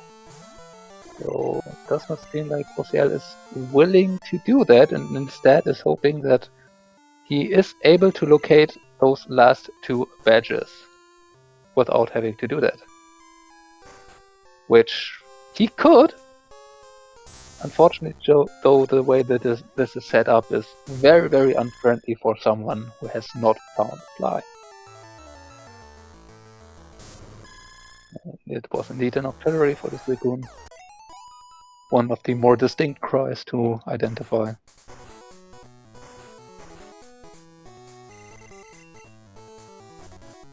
There, we will get to see a look what the level 50 actually is. And it's a match choke, so we could go with a match champ if we wanted to. We are deciding to catch that. I believe JoseL does not have his Shadow Ball TM anymore, which would have been quite nice to have.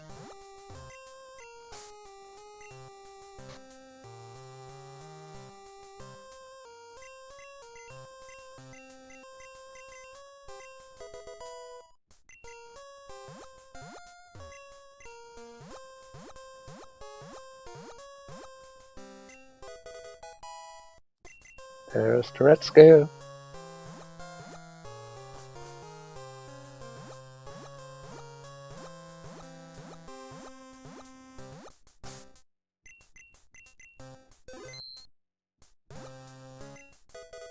There's the secret potion in the most annoying spot it can be. Because you are only missing the radio card, but there's no way that you can reasonably say, yeah, I won't pick up the secret potion. Those two checks won't be required at all at this point. Because if the radio card would actually be behind that, you would lose minutes trying to skip a few seconds of just picking it up and taking a round trip through the floor.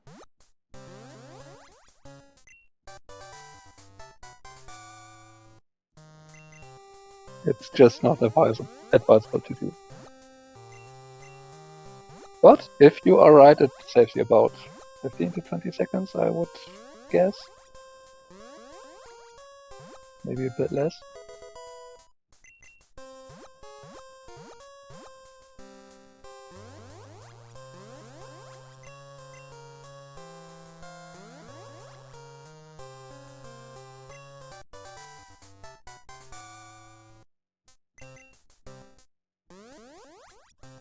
Nate has finished Tin Tower and counters the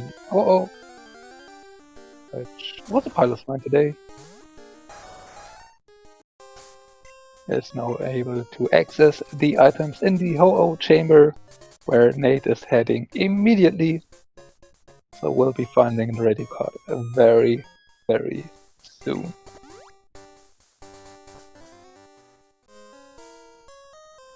Let's see if Nate is actually completing this SpeedGaming tracker that we have access to, or if he leaves behind the basement key.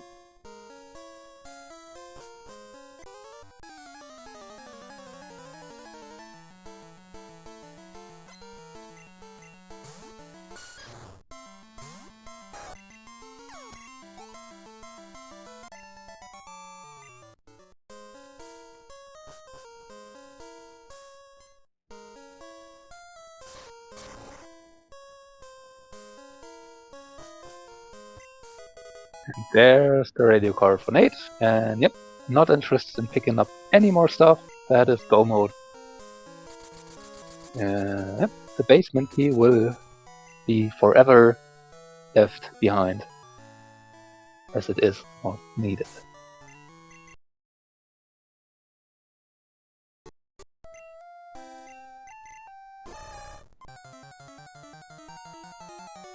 So no real reason for Nate to get this Machoke as a backup. Rapidash should be doing just fine, being at level 70.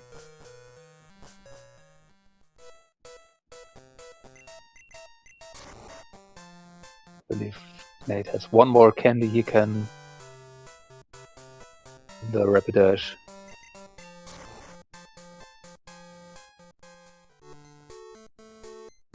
And here we will see Nate rushing towards Peloton, talking to Professor Oak. Then fly over back to Viridian, head over to Mount Silver, and attempt to beat Red, which would finish this race and lead Nate to win.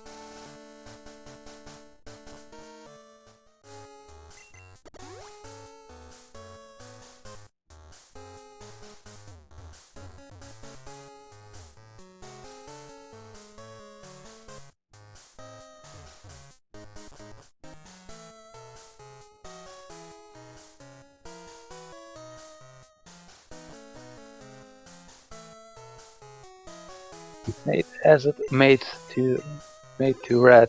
Let's see what red is leading the fight with. Seeking could be annoying if it has a step water type move. Growl is kinda annoying if you want to go physical. But Nate puts it to sleep. That will certainly help. Also, no, Nate has head up and guards back. And Barrage is not scary at all. Like, it's not even worth mentioning as an attack for level 74 Rapidash.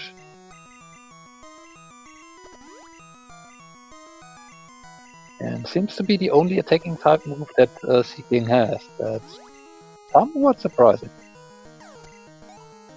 Yeah, so, but that means it was basically a free setup for Nate. There's also set an XX, so sleeps will be guaranteed even with Sing. Is taking it kinda safe here with putting even the Kingdra to sleep. Not sure if it's really necessary at +6 attack and at level 75.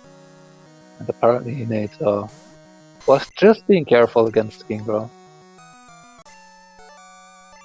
Yeah, that is red being done. And Nate wins this race.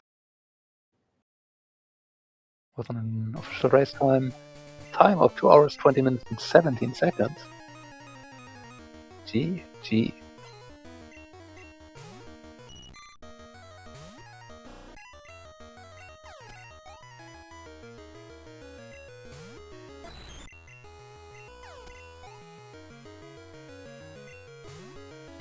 And we do have Nate with us here right now. GG is Nate. Thank you very much. I appreciate that. Yeah, was interesting ROM. How scared were you of E4 being required? It was the last thing on my mind. I'll be honest. I was definitely holding off on E4 for the most part. It was the same way I also was holding off on Morty, but fortunately Morty was required. So, but yeah, I was holding off on E4 for the longest time simply because I was running out of checks and I was getting very worried. But turns out that Elite 4 was not required this time around. Yeah, it was definitely a very, very interesting ROM how it was set up for you. Both of you had left behind Janine for a long time when it was somewhat early accessible, kinda. Mm-hmm. Yeah. Like, the thing was that I was trying to hold off on Janine simply because I did not have Cut at the time. But as I was limited on checks and I knew I didn't have Fly, I figured Janine was a last resort check, and sure enough, Janine had Fly. Yeah, I mean, by that point, you checked Janine, I believe. The only other thing that could have been led to, or that could have been Fly, would be the fabulous price on Route 25, since even Misty at that point was not allowed. Right. And, yeah. It could not have been past the waterfall in Tojo Falls or behind Waking Up at Snorlax, so E4 was out of the question too at that point. Right, because it's considered what we call the no-fly zone. Yeah. Were you a bit worried about having to leaving behind the checks on Softs and Girls when you attempted it in early that was Fly and you were so close to having it? Too worried about it, to be honest. And the reason being was because I thought I was doing okay for the most part without Fly. So I mean, the only problem was that again I did not have a single Poke earpiece at the time. But other than that, I felt like I was doing fine. I would say that was overall a pretty good assessment. Yeah, this seat with Misty having the plane badge and Cut was, where was it again? Cut, I believe, was on. I'm trying to think. I know Cut was on I think it was on a gym leader, I think it was, if I recall correctly. It was late. It was very, very late. I want to say it might have been on. No, it couldn't have been on Shuck. Not that I'm aware of. There was nothing on the strength checks except for the very last item you checked, and being the Cascade Badge. And then I think that was probably very great relief for you after having found strength, having found Flame Badge, and then do all checks to just turn up absolutely nothing. Yeah, and I mean, the thing is, again, I was running out of checks at the time, and Claire was definitely a play I could have done without question. I would have definitely picked Claire over Elite Four all the time, every time. Yeah. I mean, in your position, it was definitely reasonable to do. From our viewer perspective, we were kind of worried that strength might have been, or damage might have been, an absolute bait, because in the meantime, JoseL was doing Erika first, and had therefore access to the clear bell. So was going for 10 tower while you were finishing off the hideout, and if that then wouldn't have been required, it could have been potentially very bad. Although, to be completely honest, JoseL just avoided Janine like the plague, and so therefore had never had fly at any point until very, very late here in this race. So I believe he found it just as you joined the interview. And I see. Oh wow, yeah, that's very, very late. There was a very, very big part of JoseL just biking back and forth all over the roam. Right. Gave you, even if the then weren't required, gave you just that time you probably would have needed to finish this out. But yeah, unfortunately for JoseL, this also means finding clear bell before the Flame Badge would mean that he has access to all of West Kanto, whereas absolutely nothing was, since you were also able to find the Cascade Badge before the radio card. Yeah, because having all 16 badges before all 3 Pokegear pieces just absolutely meant that West Kanto was not required whatsoever, and it was a big sigh of relief. So the only other thing that really could have just made it a lot worse, like I said, would have been Elite Four, but knowing that West Kanto is not required, at least kind of gave me a good sigh of relief as far as how the ROM went. Yeah, and also what didn't play even more into that was what you didn't really see anymore, and that was Basement Key was also in Ho Chamber. So obviously for JoseL, he did also do Basement. And I have to take a guess that Basement had nothing. Yeah, surprisingly, there was absolutely nothing to be found there. How would you know that?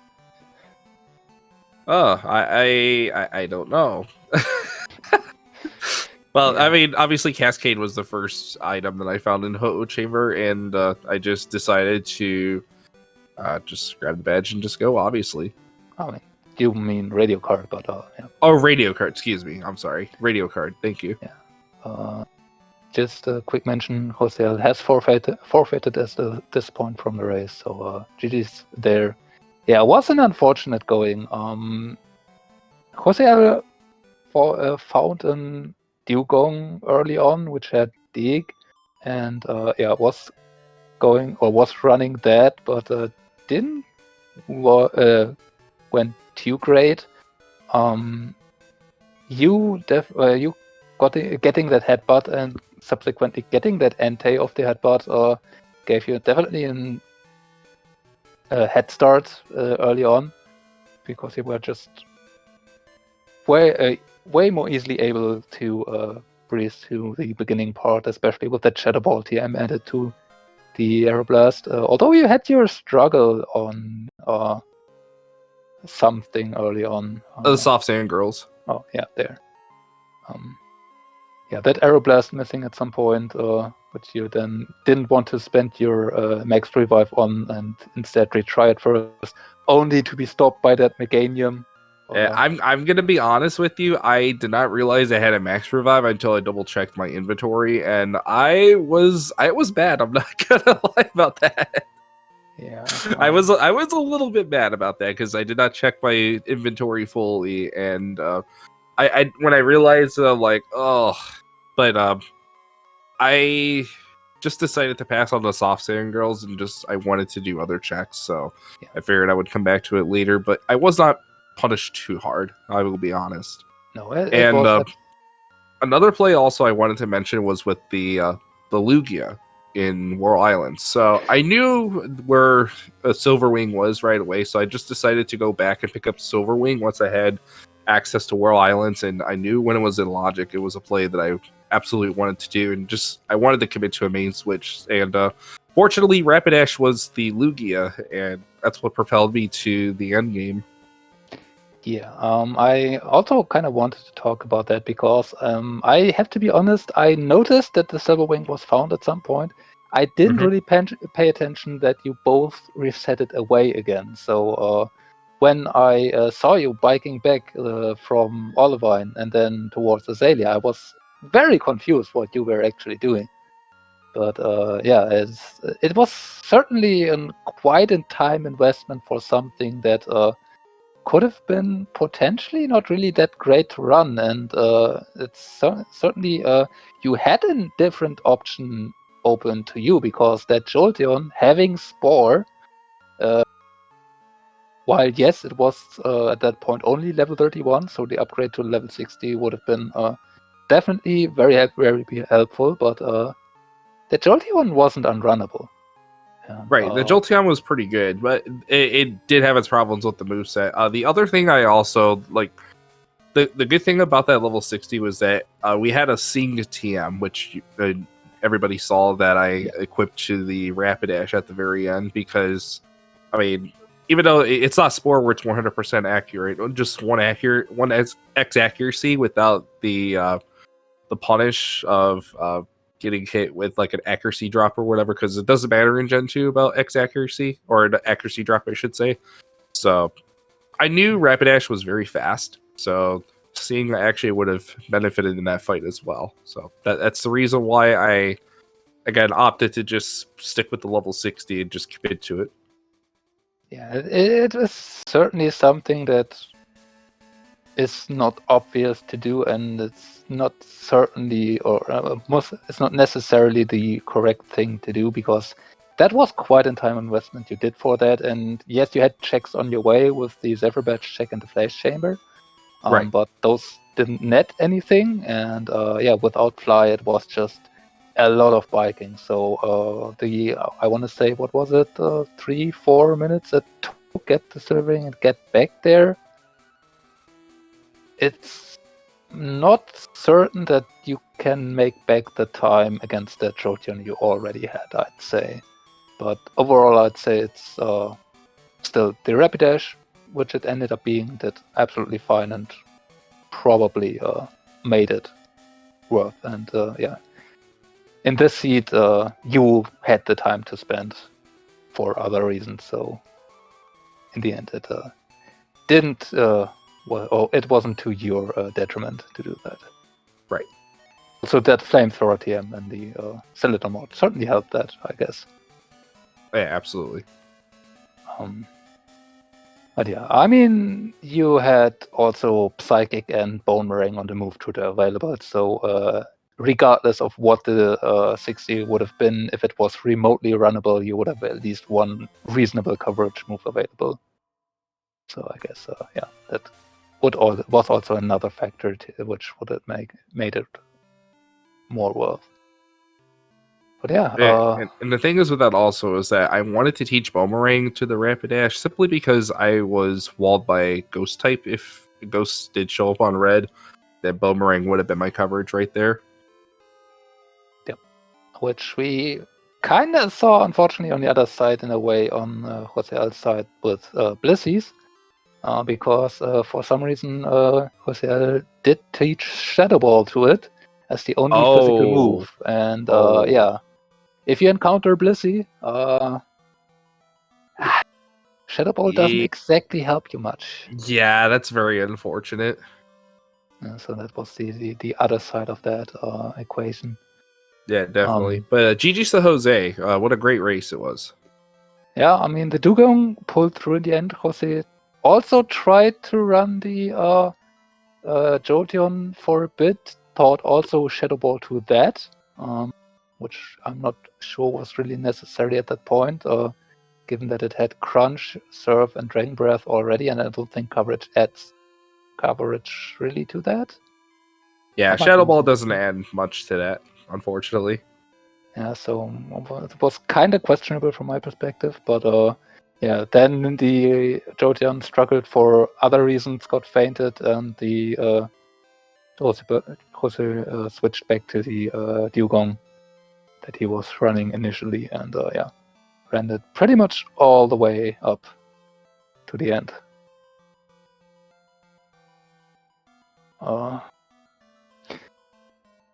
It was definitely something to watch for both of you. I mean, now you have your first win in the tournament. I think you're quite happy about that. So yeah, I will wish you good luck in the next. Definitely makes up for last week for sure. But yeah, GG's again, Jose. There's still a lot of tournament left to go. So again, this is only the beginning. Even though this is the first win, there's still a lot of tournament left. Yep, but that is not true only for your next races, but also for today. So I guess we could probably come to an end here and maybe yeah, mention those other races. But yeah, good luck in your upcoming rounds. You will be facing another 1-1 runner next round. For JoseL, the tournament is far from over. Even being at 0-2, you still have chances to go to brackets. You just need to win. It's that simple, right? Just win. Yeah, but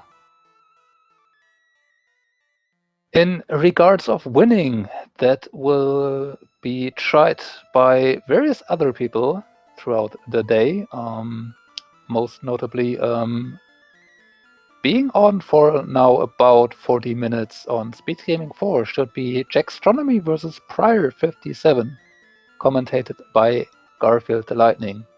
If you don't want to switch channels, you can just stay here on SpeedGaming 2, because in about 20 minutes on 11 a.m. Eastern Time, there will be Trencher versus Bash Attack happening right here, commentated by IBE. And yeah, if that's not enough Pokemon Crystal for you today, there will be another race at 3 p.m. Eastern Time, Wingage versus Chaotix at SpeedGaming 3. And if you want to stay, what's the word I'm looking for? Loyal to SpeedGaming 2, there will be one more race on this channel at 6 p.m. Eastern Time. The original Smitty versus Brendio. So yeah, lots more of Pokemon to come. There's also one race not being streamed by SpeedGaming, Fox KHB versus Cedar Boy. If you want to catch that, either watch their respective runner channels at 1 p.m. Eastern Time, or maybe there will be a community-based restream happening at a channel to be determined. We will see about that. But yeah, as I mentioned, a lot more Pokemon racing happening today. And if that's not enough still, there will be going races throughout all of next week. So yeah, keep a look at the schedule if you don't want to miss any of them. But yeah, I think that's everything from this race. Nate, GG's again. Thank you very much. I do appreciate it. And I definitely could speak on behalf of everybody here when we say thank you again, SpeedGaming, for hosting this tournament as per usual, and all other tournaments that are restreamed on SpeedGaming as well. So for all you folks again on SpeedGaming, if you are not following any of the SpeedGaming channels, please be sure to do so, as more coverage of the full item rando tournament will proceed, as Rollins said, later today, next week, and all throughout the course of the summer and fall. Yep, because as we mentioned too, this is only round 2 of up to 6 Swift rounds, and then there will be brackets happening after that. So this tournament will go on for a while. But yeah, speaking of following, you can also leave the runners a follow. The links you will find in chat, and could also leave a follow for the commentary team. You don't have to, but I guess that person would probably also appreciate you if you do that. But I think that's everything I have to say for this race. So if you want to catch more of that, open up SpeedGaming 4 on another tab. Keep this one right open. And the next one will happen in 15 minutes. See you then. Thanks for watching, everyone.